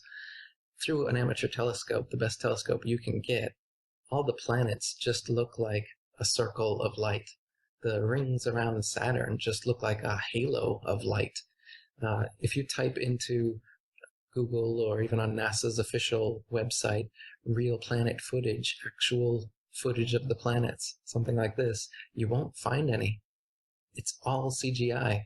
There is no actual footage of planets. They're just lying to you once again. So if you look out in a telescope, you look at the planets yourself, you'll see that they're barely different from stars. That, Mars, it's just a little circle with a little red tint to it, and there's no shading or anything that would suggest that it's a sphere. Yet when you look at the Hubble telescope show you Mars, it's clearly a sphere. The shading, everything's all in clear view. But again, the Hubble doesn't exist. It's just a CGI image, and they're claiming it's being taken from some advanced telescope that's floating around in outer space and sending them images back with their million-mile internet. You know, this million-mile internet, that's what they claim, that they send this epic satellite footage back from a million miles away. They've got internet that works at a million miles. Wait a second. This is another one, right? We see our Milky Way galaxy so beautifully depicted in these pictures. But the first thing that I think of is, when did the camera get there? Right? Nobody's questioning that. They'll show you a picture of the galaxy and all these stars, and they'll put a little arrow and say, "You are here," some random thing. You can do a Google image search of that, and you'll find the "you are here" thing look totally different in every image. But okay, let's say that from here to the next, I believe is Alpha, what's the name? No, Alpha Centauri. I'll find the other one. The closest galaxy to us, Alpha Proximus, I believe it is. Anyway, it's how many light years? 4 point some light years away. So if, let's say, it's 1 light year away from us, or 10 light years away from us, and we had this camera that I don't know how it got there to be able to do a selfie on the galaxy, how many light years would it take to get back to us? Wouldn't it be several generations down the road that would be receiving that? Therefore, it's impossible that that picture was even taken? Right? Absolutely ridiculous. Just like all their other explanations, but they need it to make it fit. So the closest star has to be 4.2 trillion light years away, 25 trillion miles away, to make their faulty math fit, because we don't see parallax. If we're actually moving 200 million miles through space in 6 months of time from one side of the sun to the other side of the sun, as they claim, then as Danish astronomer Tycho Brahe said back in the 1600s when this model was first being introduced, he said, well, you'd see parallax. If we're supposedly moving hundreds of millions of miles around the sun, then the stars relative to each other should change. But they don't. They stay stuck in their constellations year after year, century after century. They are, exactly the same. So it's impossible that, as in their model, we're actually spinning around the sun's spinning around the galaxy spinning around the universe. If that was the case, the night sky should never look the same 2 nights in a row, especially not 2 years in a row or 2 centuries in a row. The night sky should be wildly different, and the positions of the stars relative to one another should all be wildly different. The constellations shouldn't be able to exist. We shouldn't be able to make these constellations and stories for thousands of years about their revolutions over us if that's what was actually going on. The reason the constellations stay fixed is because they are fixed, and they're moving over us in a circular anti-clockwise pattern. And the reason why they have to say the closest one is 25 trillion miles away is because they say we're going 200 million miles around the sun. So they'll show you these huge formulas with math equations there's no way anyone's going to understand. And the math fits. See, as long as the stars are 25 trillion miles away, you can go 200 million miles and the relative position will seem the same because it's negligible. It's so much bigger. So that's why they come up with these ridiculously huge distances and numbers, is so that the math works in their model and so that the numbers are just so big that you can't question it. You're never going to get there. They're never going to get there either. But they can lie to you and give you CGI and you'll believe it. So, oh, by the way, it was Andromeda, the closest galaxy to us. But when I heard this, that we're actually steady and we're basically the center, I felt a little bit ethnocentric, a little bit arrogant to say that we are. Is it bad to feel this way? Yeah, we've definitely been brainwashed not to feel this way. Mm-hmm. They tell us that we're just, they say there's 1 septillion planets that they've discovered. So there's billions and billions, trillions and trillions of planets, and Earth is not special. And they just found Earth 2.0. Did you find that? A couple of months ago, yes. They came up with some new planet they found, which mysteriously looks like CGI once again, and it's got water, and it looks like Earth, and it could sustain human life. And so this is what they want you to think. They want you to think you're not special. They want you to think you're an accident. That's what this Big Bang non-God cosmology is all about. Well, isn't a Big Bang the equivalent of you and I throwing a chalk on a board and expecting that the word God would appear? Right. It's the equivalent of having a huge explosion take place, and when the dust settles, everything you see on Earth is here. It's the equivalent of seeing a laptop computer in the middle of the forest and assuming that it just came there by accident for no reason, and no intelligence, no consciousness was involved in its creation.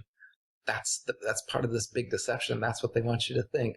They've actually got a huge segment of the population believing that the entire Earth, the entire physical universe comes from nothing, and consciousness, intelligence, somehow evolved out of the random accident.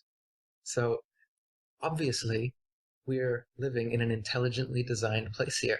Obviously, consciousness had to pre-exist the physical universe for the beautiful, complex, diverse physical universe to even come into existence at all. Thought precedes matter. Absolutely. And that's what all religious and spiritual systems throughout history have said this, but the new science religion says the opposite. The new science religion says matter comes first and thought comes out of that somehow. Stupid matter evolves thought and intelligence out of it. But you can see the beauty of nature, the complexity of your internal emotional and intellectual life. There's no way that just happened as a random explosion. And the golden mean, the Fibonacci sequence everywhere. Absolutely. It's not only is design intelligent, it's so intelligent that our human mind can't possibly comprehend it. So instead of admitting that and being a lowly human created by a highly intelligent creator, the new science religion lets you think that you're the pinnacle of evolution, you're a god, you're the best thing that ever walked, the universe, and that God doesn't need to exist whatsoever. So that's the metaphysical angle that this whole conspiracy is attacking us at. It's making us think, like you said, we're not special. And when somebody presents you with the idea that, hey, you're actually the center point of the universe, everything in the cosmos revolves around you, the Earth and us humans particularly, the most intelligent of the intelligent designers' designs, we are special. Now, let me speculate for a moment. Let's say you and I are mice, and we're dropped in a cage or a glass container. The first thing we do is look for the exits. But after a while, we give up, and this is our habitat. Well, you have all these animals in certain reserves in Africa, and they stay within those parameters. They start looking, and when they find out that they can't escape, they just give up and they coexist, if you will. But in our case, if we live in a flat Earth and there are other puddles out there, it's innate in us to be able to find that exit. Because let me speculate here for a moment. We discuss the alien theory all the time. What if instead of extraterrestrials, we have interterrestrials coming from, instead of many light years away, coming from just a few thousand miles away from other puddles, and maybe those civilizations have evolved enough, and what we see in the sky, sometimes reported by thousands of people, are simply tourists taking a look at us and going back home, and we just simply are not allowed to visit them. That's just my speculation. What do you say about that? Yeah, that's another possibility. If the Earth is infinite, then there could be other places beyond the Antarctic ice. Like I said, we don't know, so it's open to speculation. However, I tend to lean towards the model that the ancients talked about, which is that the aliens are actually astral beings from the stars, and that they're interdimensional. It's more of a consciousness-based thing than an extraterrestrial physical thing from some other puddle pond on the infinite flat plane. I tend to think that it's probably an enclosed system of some sort based on the movement of the stars. If it was an infinite plane, the movement of the stars would have to have a new explanation. And that these beings are not physical as they've been presented to us by Hollywood and these government UFO crafts and stuff. I think they're non-physical. They may have physical properties or be able to manifest physically in some way, but I think their nature, just like our inherent nature, is non-physical. It's consciousness-based. I just believe more because of all the people that I've spoken to who have said that they have seen them manifest physically in physical craft. I lend more credence to the fact that if we have other puddles, that they may be coming around these puddles as opposed to 20 light years away, which to me, of course, it's beyond our comprehension. Seems like an impossibility. That's true. Yeah, I would definitely buy the puddle theory over the extraterrestrial bodies theory. Now, why are citizens of our country flying over oceans without the safety net of GPS, G for global? Without the safety of GPS, of course, no one knows where we are. And the GPS system was built by the U.S. Department of Defense. It has a huge deliberate gap in the southern hemisphere only. Why? I'm concerned about my loved ones and my fellow citizens, Eric. Right.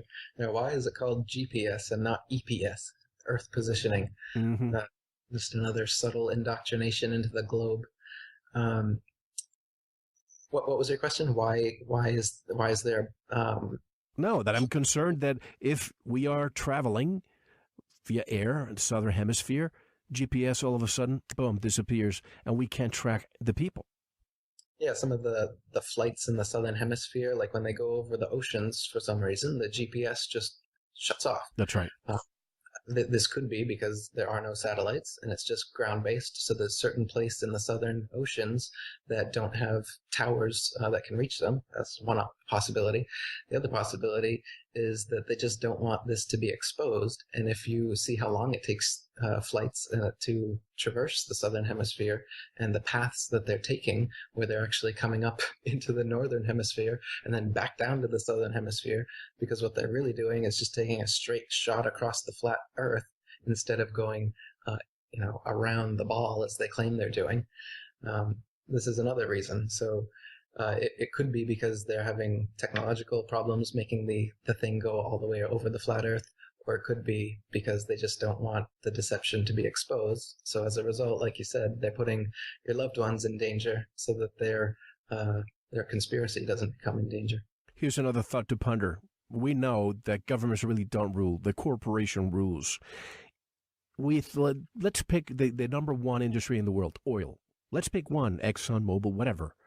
Wouldn't they have gone down to Antarctica to start drilling or finding more resources? Do you think wealth is being hidden?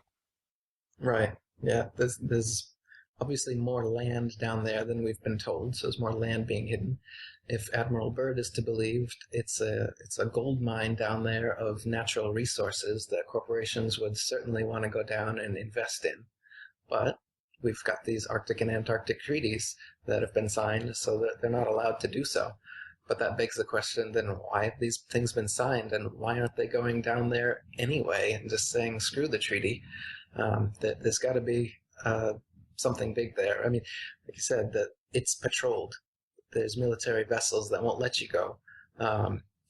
Brooks Agnew, like you said, couldn't go. Rodney Clough, he's a hollow earther, tried to go to the North Pole. He got turned around by military vessels. So they want to keep you in the middle of the flat Earth. They don't want, or the middle latitudes. They don't want you to go to the very middle, the center, the North Pole. And they don't want you to go to the edges, Antarctica. They keep you in the middle ring, as it were, the Middle Earth of the Lord of the Rings. It's interesting. There's a mountain in that, the latest Lord of the Rings movie, and that's where they rule from. So the North Pole would obviously be, if it's at the center of the flat Earth, the most strategic location to own. Just like in the Lord of the Rings, the one ring to rule them all would be the central ring, and the outer ring, they keep us from that. And then the middle ring between the central and outer rings, that's where we're allowed to go. We're like the mice in the lab, like you said. And what they've done is they've put us in a maze. They've put television screens all around the mice, showing them that their prison has no walls. It's a ball. You can just keep going around it. And so the mice don't even think to try to find the edge, because there isn't one. They don't try to think to find the inner or outer extremity, because there isn't one. You're on a sphere. Just give us bread and circus and we'll be happy. Every point is equal to every other point, so there's no point that encourages exploration more than any other. So it's ingenious what they've done there.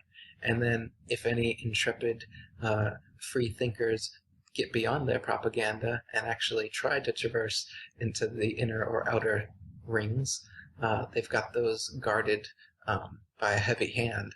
So first they've got the soft method by brainwashing you, then they've got the hard method by physically enforcing the boundaries.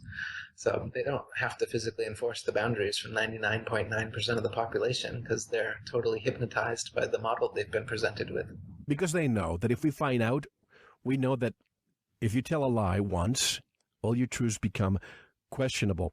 But again, talking about the corporation, if we went to the moon in 1969, logic tells me that moon travel would have been commercialized, and by 75, 85, or 1995, trips to the moon would have been a reality. It hasn't happened. This would be exploited by the highest level. That's how business works. But if in 6 months from now, Eric, the Earth is on the other side of the sun, shouldn't we be seeing a different set of stars than the ones we see today? 6 months prior wouldn't be visible because they would be behind the sun. How is it possible that we see the same stars when we're on the other side of the, 6 months from now? Yeah. And not only that, but then 6 months from then, we're not just back to the same spot like they're kind of trying to claim, because they say that we're also spinning through the galaxy and through the universe. So, there's so many spiraling contradictory motions going on that the night sky should never be the same twice. Even after a full year rotation, now the whole solar system is supposed to be at a different point in the universe. So why is it that you can literally put a mark in your backyard, set up a telescope, and watch the meridian of a star going across? 6 months later, it will go across the exact same meridian line. 6 months later, once again, nothing changes. We haven't moved at all. And that's the reason. It doesn't fit their model whatsoever. If we were really going through all these contradictory motions, you shouldn't be able to film star trails at all. The star trails should be going not in circles, but in some lopsided shape because of the many spiraling motions that are being undergone. But in reality, you can point your camera towards the North Star, and every star goes in perfect circles around it because it's the stars that are moving, not us. Do you see I'm sorry, finish your statement. If we were moving, you'd have to see through the ball, Earth, for part of the rotation, to see the stars through, like, for instance, south of the equator, you can still see Polaris. But on a ball model, you'd have to be looking through the bulge of the Earth up into the sky to be able to see it. So it doesn't fit in their model. I mean, in their model, the sky is actually in every direction. So if you saw some crazy homeless guy digging a hole and you asked him what he was doing, and he said, I'm trying to find the sky, that's not crazy based on what they're telling you. That's legitimate. You should be able to dig down long enough and get to more sky. Right? But we all know that the sky is up and the Earth is down. There really is an up and down in nature.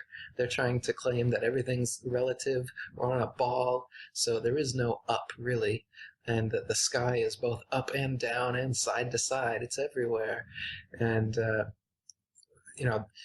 they say that there is no up and down and that gravity just pulls things to the center. So someone in Australia, even though they're supposedly hanging upside down on a ball, gravity sucks their feet in, and the sky above their heads, the reason it's slightly different than the sky above someone's head at the North Pole is because the sky is around them 360 degrees. But in fact, the sky is only above us. And the reason you see slightly different stars is because your perspective isn't infinite. You can't, if you're at the North Pole, Polaris is directly above you. You look straight up, it's right there.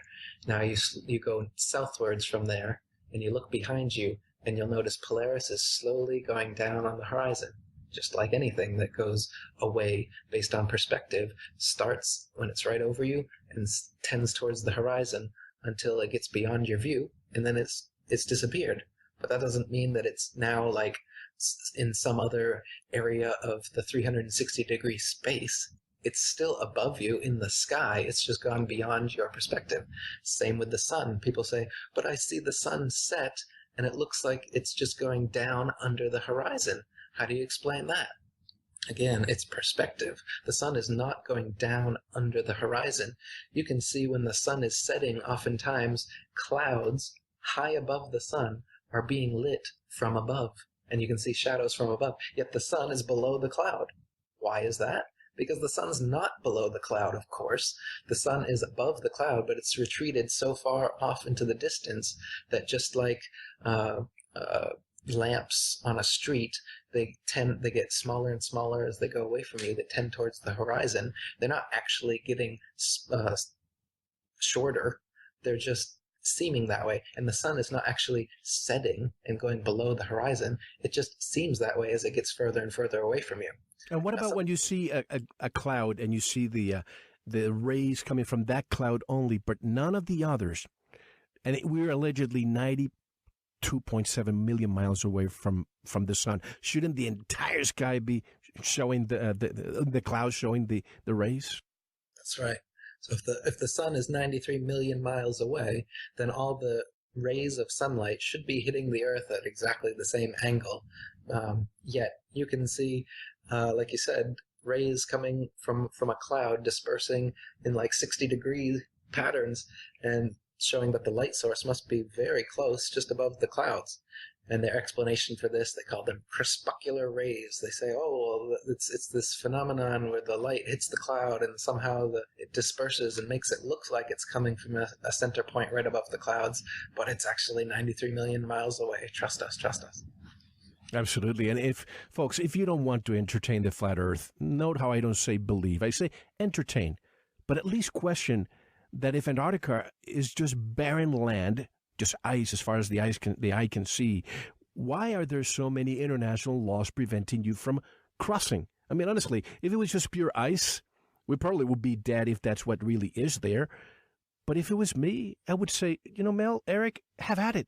Go there, camp, do whatever you need to do.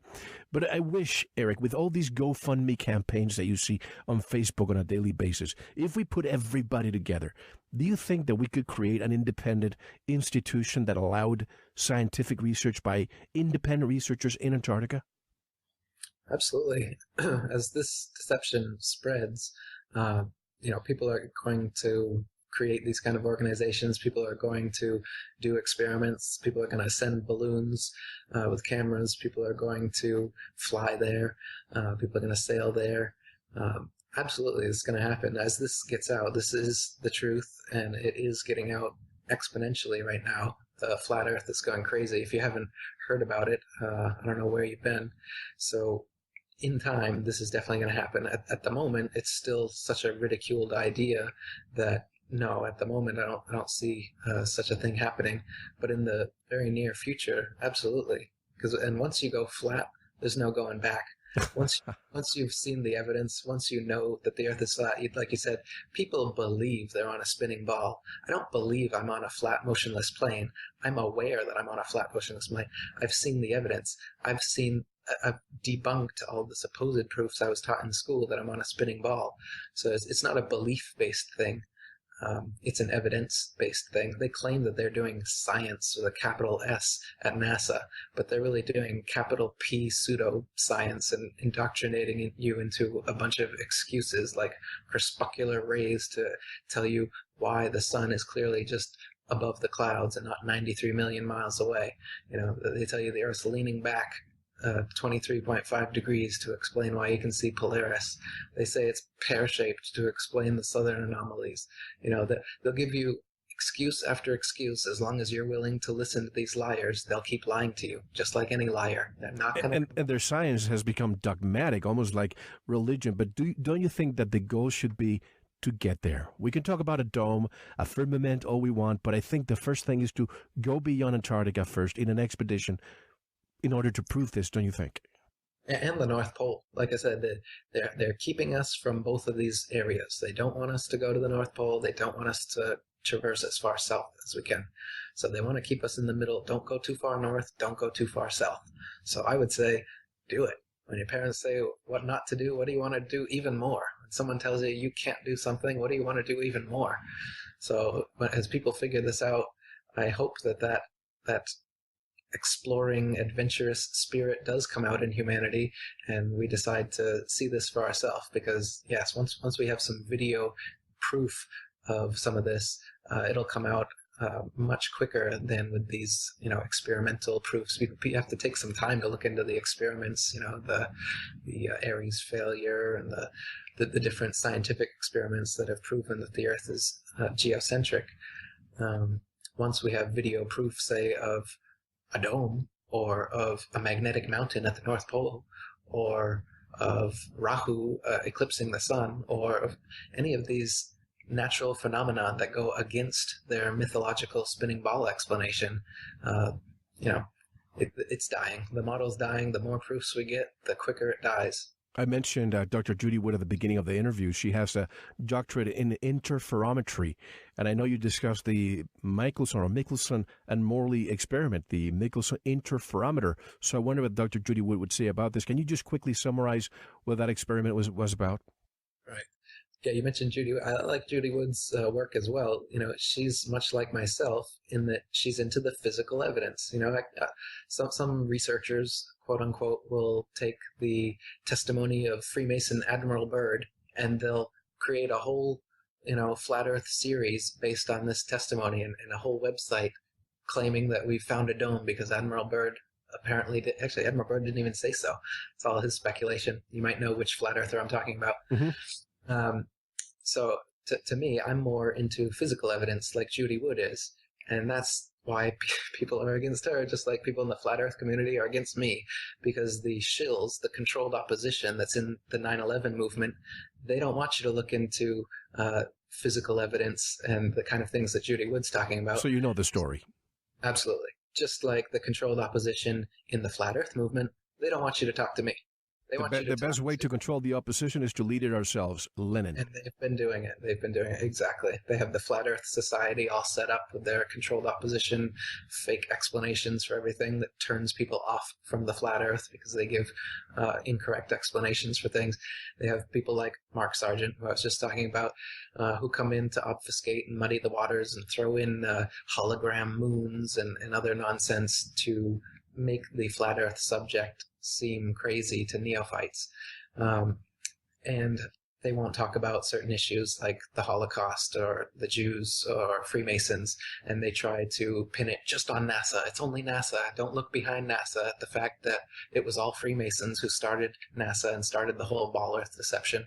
And don't look behind Freemasonry and see that it's Judaism that started Freemasonry from the get-go. So who's actually behind the spinning ball model? The Jews. And this is the main thing they don't want you to know, and this is the main thing I'm demonized for, and the reason why I'm a pariah flat earther, but I'm also the only leading flat earther because all the others are shills that won't tell you the real truth. They're just going to get to a certain point, honeypot and gatekeep you there, and then throw in some hologram moons and other nonsense to throw off neophytes. They're not going to take you to the actual culprits, the actual Jews and Freemasons who started this up from the get-go, because they know it's coming out, and they're fine with throwing NASA under the bus once this gets out, but they don't want you to go to the true seat of power, the true pinnacle of the capstone, the Jewish Freemason power, and they know that that's what's going to happen if I'm the one that exposes it, because I'm the only one exposing who's doing it. Of course, and you're called anti-Semite. You say, oh, the sky is blue. Oh, you must be anti-Semite, but that doesn't take away the fact that the sky is blue. But the last question, Mark from Landenberg, Pennsylvania. Hey, Eric, allowing for the changing landscape that has brought our quote-unquote plain Earth to its current state, which quote-unquote flat Earth map, do you believe is the most accurate, as verified to scale by recordable travel distances, and how do meteors, asteroids, and comets fit into the flat Earth model? Thank you, Mark.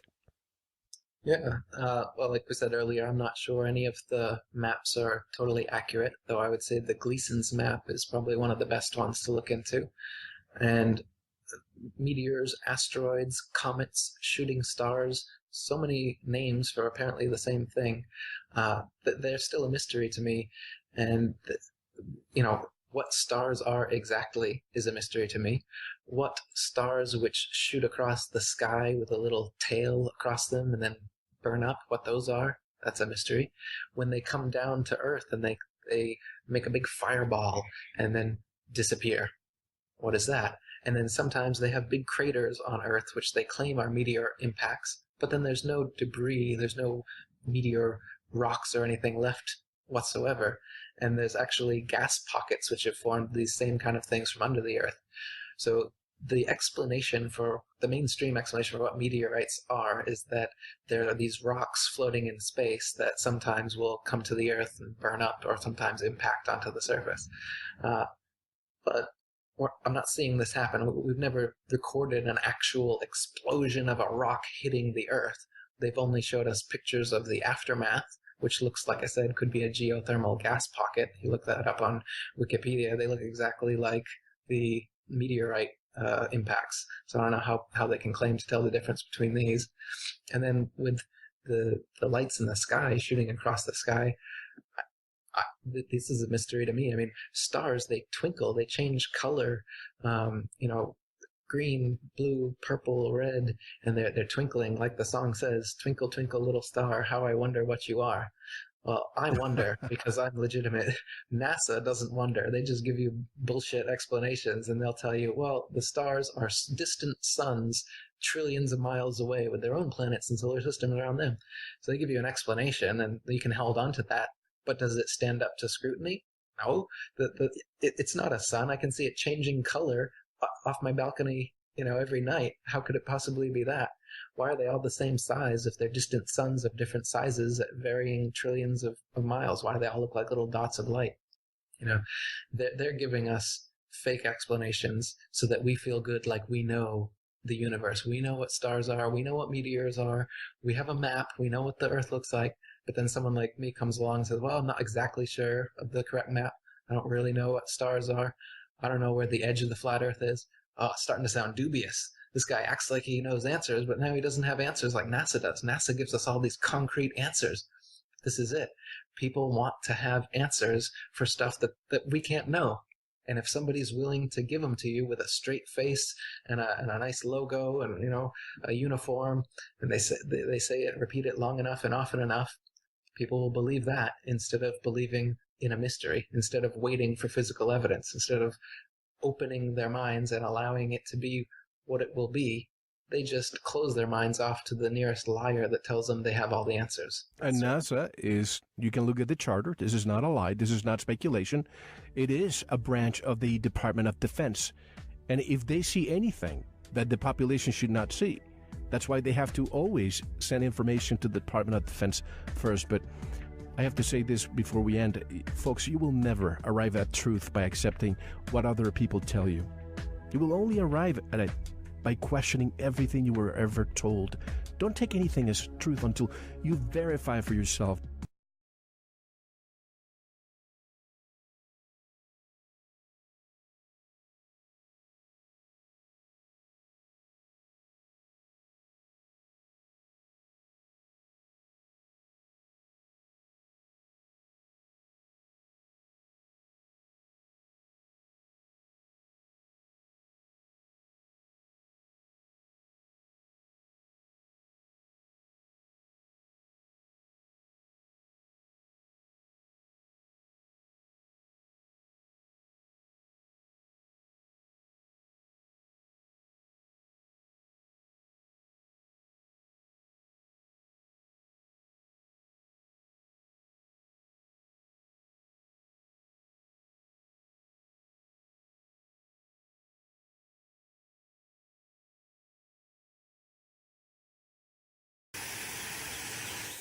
So I'm just out in my yard. A lot of people forget that you can create your own rainbow if you just turn on a sprinkler. And if the sun is angled the right way, only when you're outdoors, you will get a rainbow. So that's the first question. Why can you not simulate a rainbow indoors? There's a stipulation. You can create a rainbow indoors, but you need a mirror. You need a mirror to do a science test and create a rainbow inside. So I beg the question, if you need a mirror indoors, what's providing the mirror when you are outdoors? And I don't know if you see this, but it really doesn't matter. It really does not matter about the water, where the mist is, doesn't matter what my position to it is. The curve does not change. It is a fixed hologram in space. Now, modern science says what's happening is an optical illusion. It's forming on your eyeball, and I guess in this case they would say it's the camera's sensor. But they say that a rainbow is happening on your eyeball. You're having your own unique experience.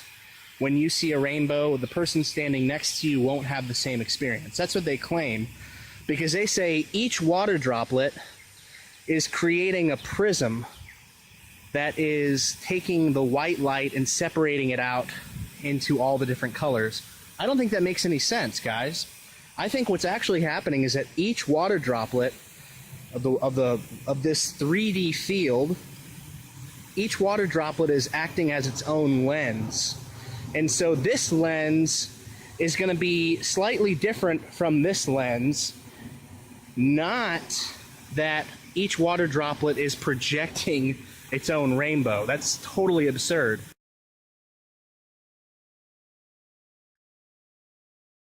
In 1913, Sagnac carried out a simple experiment of passing light in opposite directions around a table and recombining them.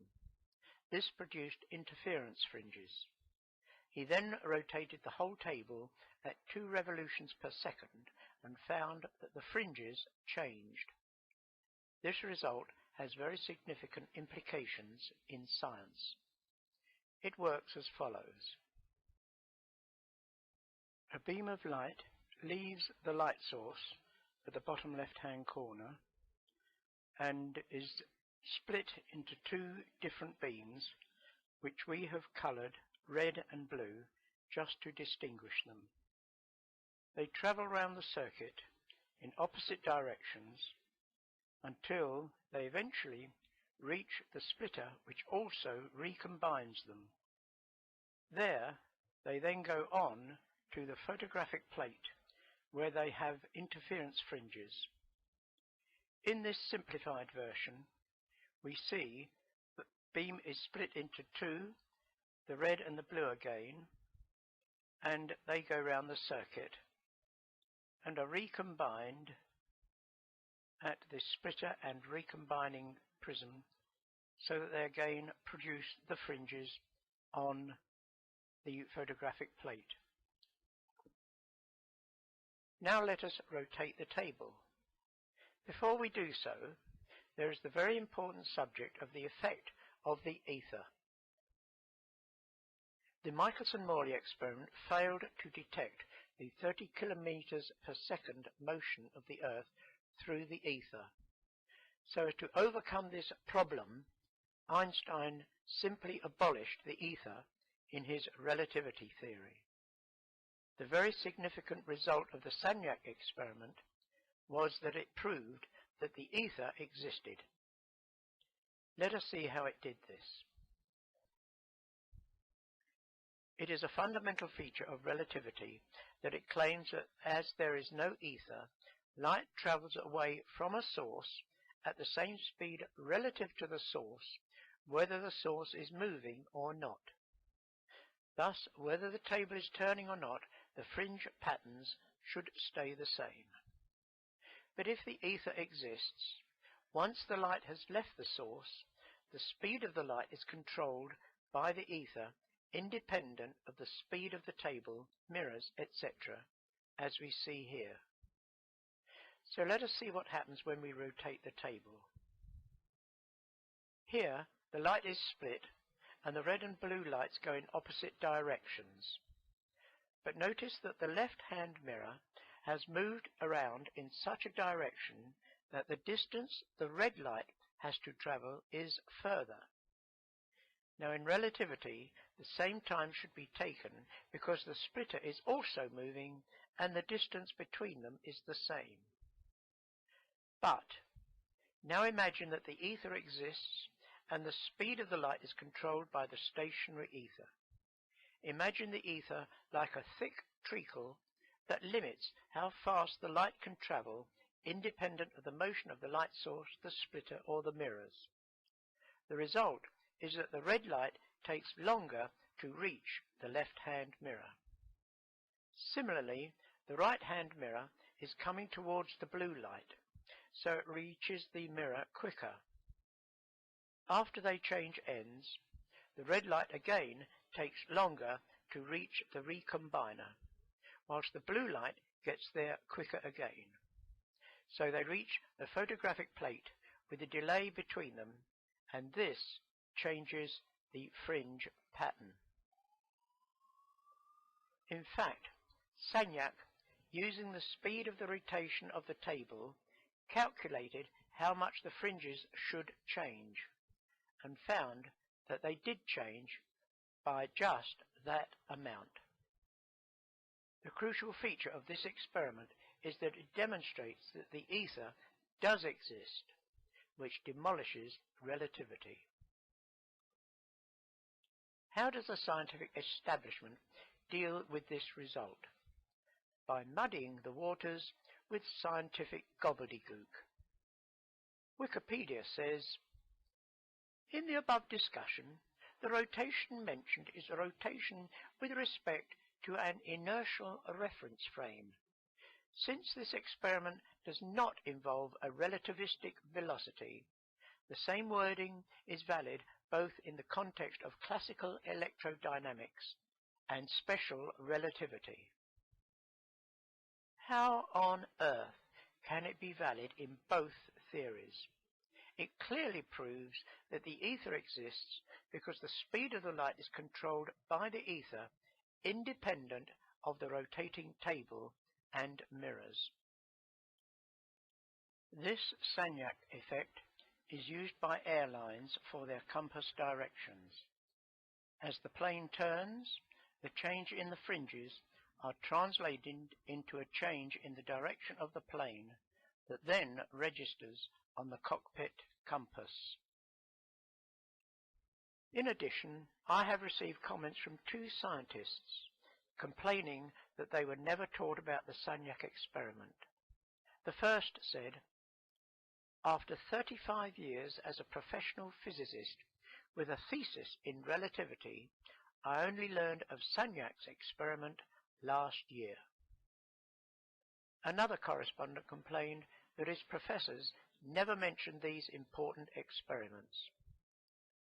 Dear Mr. Bowden, thank you for your enjoyable and well-written website. I've enjoyed visiting there today. I was especially interested in your comments on geocentricity, which, as noted, are controversial. The amazing thing is that none of the experiments cited were ever discussed in my undergraduate education, nor the implications cited. All my life I have heard the story of how Copernicus's theory came to prevail. I would have thought that major experimental evidence, already in existence, and calling the theory into question, would have at least been cited. One feels cheated as a student, of course, to keep finding 25 years later these bodies of contrarian evidence that never are mentioned in the classroom unless a student has already researched the topics and brings them up. Yet again, we have the suppression of scientific evidence that supports creation and geocentricity.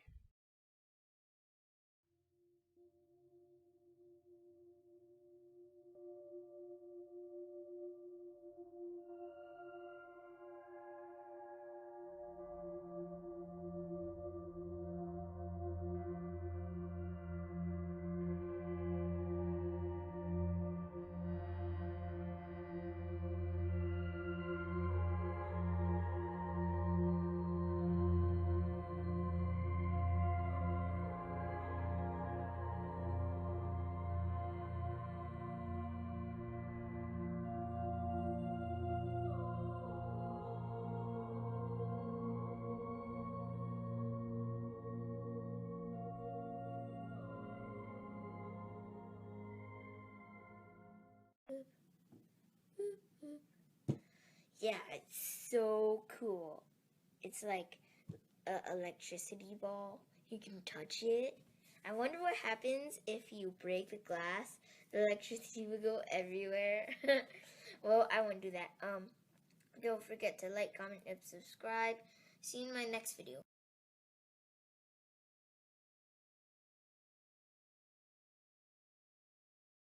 Day on the orbit. It can never be more than 16 minutes off, and it's not additive, meaning it isn't 16 hours off today, 16 minutes off today, and then another minute tomorrow, so it's 17 minutes off now. No, no, no. It's never more than 16 minutes from whatever your start point was in the year. Okay? It self-adjusts. By the time the year is up, even by the time a month is up, it's back to exactly 24 hours a day. Okay, it's a non-factor. Hope that makes the difference now between what a solar day and a sidereal day. A sidereal day, again, is 23.934496 hours. This is based on the stars in the background coming back to where they were the day before. This is the odd number.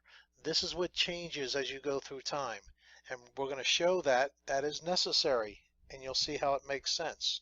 And those of you who say, I got it wrong and I'm dumb, think about all you had to do was do one extra step to see if there was one other day definition, and there is. It's called a solar day. Okay, this is called laziness and jumping to the quickest conclusion you can to have these gotcha moments on somebody. All right, let's stop that, shall we? Okay guys, this is really, really cool. It really is.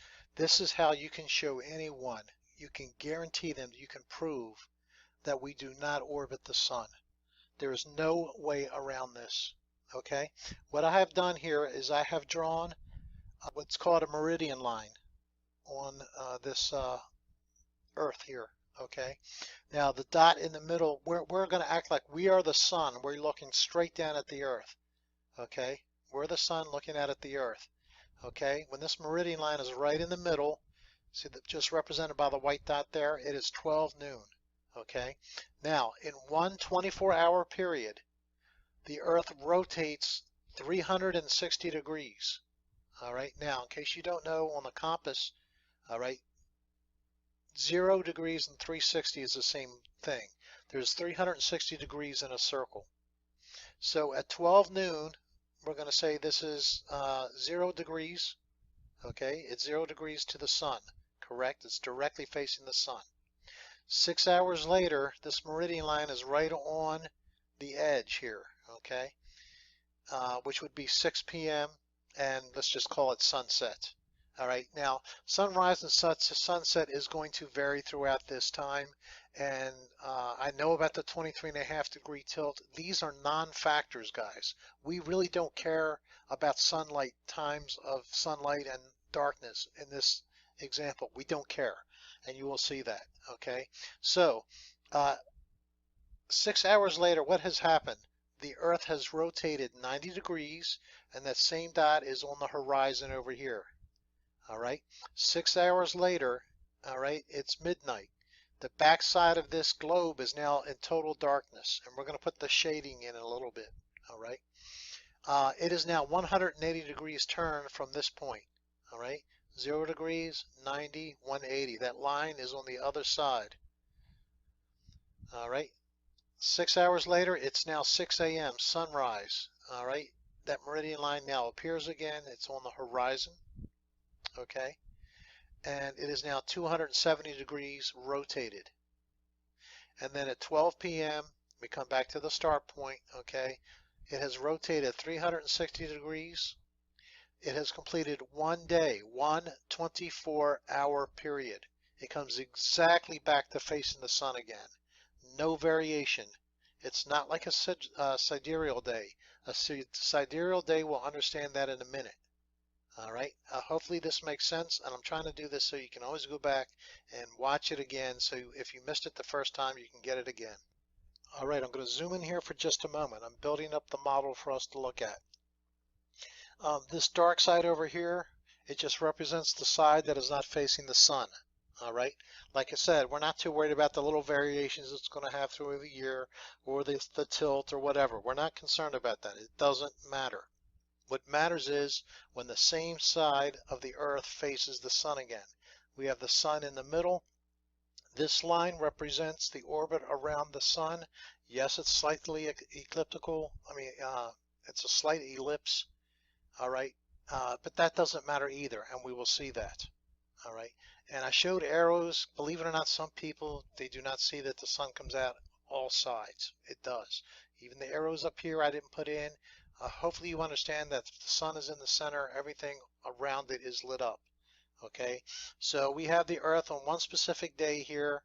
All right, and this would actually, this dot now would represent more like sunset. Okay, everything on the right side of the Earth is in darkness, on the left side would be in light. Okay, sort of like what they say about the moon. Now everything I say in this video is what science says, unless I say otherwise. We're using the science model here. Okay, now let me zoom out and let's get a bigger picture. Actually, before I zoom out, let me bring another concept in. We have this right here. We have the dark side and the light side. Okay, and what we're going to do is we're going to put squares on it like this, just to easier, represent the time of day on the Earth. Okay, so in this case, we're saying because it's all lit up, we're at the sun looking out at the Earth. Okay, the red dot on the edge here, that represents sunrise around 6 a.m. Around noon, okay, or at noon would be the white square here, and around 6 p.m. would be sunset. Again, these are going to vary a little bit as far as where the shadow is, depending, what time of year it is, but the Earth it's still going to turn 360 degrees in one day. It doesn't matter where the shadow is. Please don't get hung up on something that matters not. Okay, we are going to use next year, 2016. Okay, it has 366 days in it. It is a leap year. Some people get hung up on the fact that 365 days divided by 2, that's going to make the difference. It's people not thinking it through. It really is. Okay, so we're going to use a leap year. All right, so you can see how there's no dividing of odd days. All right, so I picked January 31st, and the only reason why I picked that date is because that happens to be one of my son's birthdays. All right, and half a year is 183 days, so I added 183 days to that, and that would be August 1st. So that would be exactly 1/2 trip around the orbit of the Earth in a year. Okay, hope you got that. Now, in January, they say it is that is people born in January to, is it January 20th to about February 20th, something like that. They're called Aquarians. Okay, their birth sign is Aquarius. Why? It's because the sun apparently from the Earth is in Aquarius. All right, you can never see Aquarius in January and February. Why? Because the sun, the Aquarius is the backdrop for the sun. So people born in January are said to be under the sign of Aquarius because the sun is in Aquarius as it relates to the Earth. See, if you're on the Earth, you're looking through the sun here, Aquarius is behind it. And you can't see it because it's out during the daylight. What you can see is Leo the lion at night, okay? So if I was to do this, if I was to take this, the position of the Earth, move it around, okay, to this side on August 1st, all right, what would you have? You would have people born in August, they are said to be Leos, all right, and I don't know if this goes from July 20th to August 20th, probably does. You can tell me if you know any differently, but anyway, roughly those time periods, okay? And what happens? That means in August we can actually see Aquarius in the sky because we're looking away from the sun, correct? And the sun is in Leo, so people born in August 1st, for example, they are Leo. Now, if I move it up to May 2nd, okay, what are those people? Okay, you have to look through the sun during the day. That's Scorpio. So Scorpio people are in early May. So probably late March, early May, I think is how that one works. And then if you go over to November, okay, those are Aries people, okay, because you're looking through yeah, April to May, I guess is what it is. Whatever, May 2nd is going to be Aries. If I said that wrong the last time, when the Earth is over on this side, they are Scorpio is what they are because the sun is in Scorpio. Okay, I hope you see that. And when you're over here in November, you can see Aries at night. Does that make sense? Okay, that progression is the sidereal day. And you're going to understand that in a second. Okay, so let's get rid of this and go with this other model up here. Just a moment. Okay, this is the model we're going to be using right here. Okay, here's the Earth. Okay, the red is going to indicate, okay, that it's 6 a.m. sunrise when we start. 12 is 12 noon. Okay, I'm sorry, we're not going to use this one. This is not correct. Let me select another one. Okay, we've got it right now. This was actually correct. We had the times wrong. All right, so the red on the horizon here, facing the sun, because we're going to start on this side, okay, will be 12 noon. The white dot will be 6 p.m. and the yellow dot will be midnight. Okay, again, this shadow is going to go back and forth a little bit through the year. It doesn't matter. The shadow doesn't matter. What does matter is what part is facing the sun. And every 24 hours, what happens? The exact same spot on the Earth faces the sun. All right? I hope that makes sense. That's very important.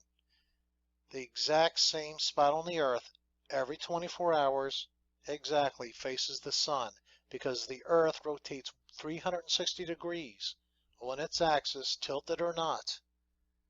It turns 360 degrees once every 24.00 hours. Okay? Okay, the very first day we're going to start. Here we go. All right? It's 12 noon. Here's our guide up here. 12 noon. Why? Because this edge of the Earth right here, this red part, is facing directly at the sun. Okay? And people born on January 31st, they are Aquarians. They are said to be in the constellation Aquarius because the sun appears to be in Aquarius. You cannot see Aquarius in January because the sun is in the sky in the same spot. All right? What you can see on the yellow side, okay, at midnight, you can see Leo the Lion. All right? You can see that constellation. All right. Hope that makes sense.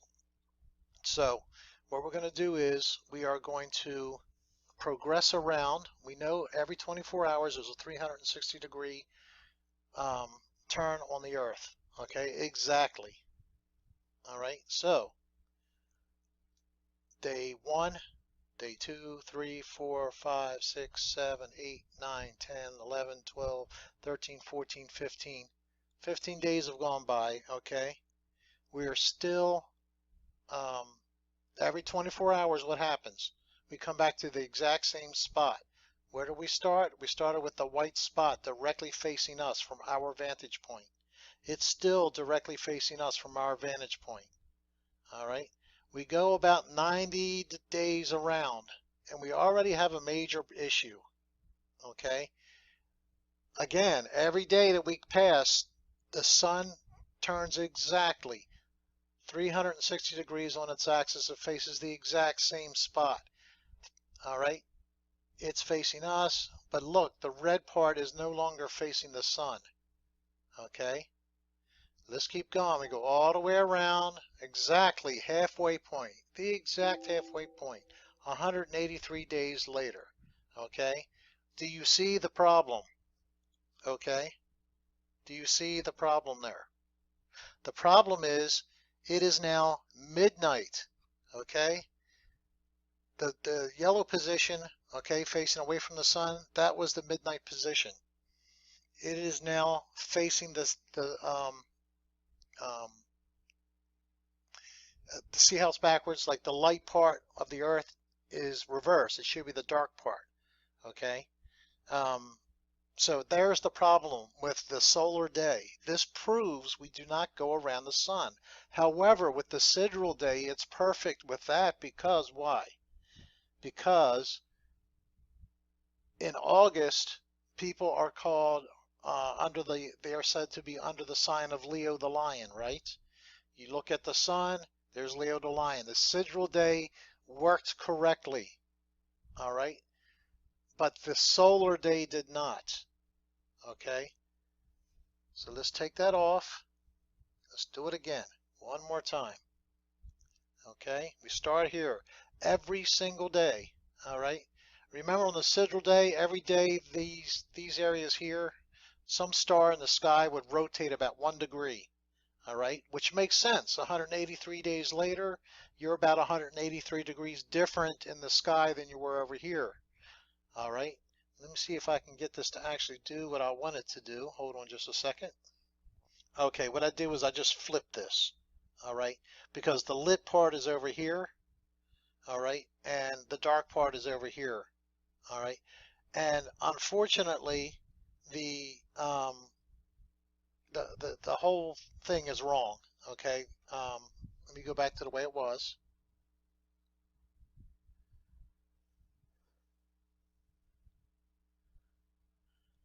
Just to show you, okay, after we moved it 183 days, all right, the problem is that we have the dark side facing the sun, all right, and this is still pointing at us, okay, but it's actually flipped around. Do you see the problem? Okay, the problem is it's off. So there's no way we go around the sun. I don't care if you make this ecliptic and change it all. That has nothing to do with it. All right, the same part on the Earth faces the exact same position to the sun, according to science, every 24 hours exactly.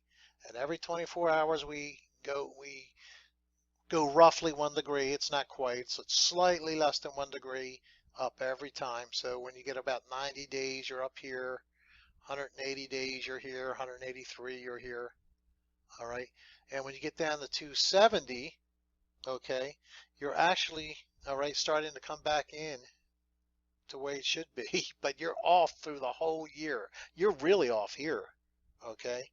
So your clocks are way off. They're 12 hours off when you get to the other side, exactly when halfway around. Even though the constellations are right, the sidereal day works, but the solar day does not.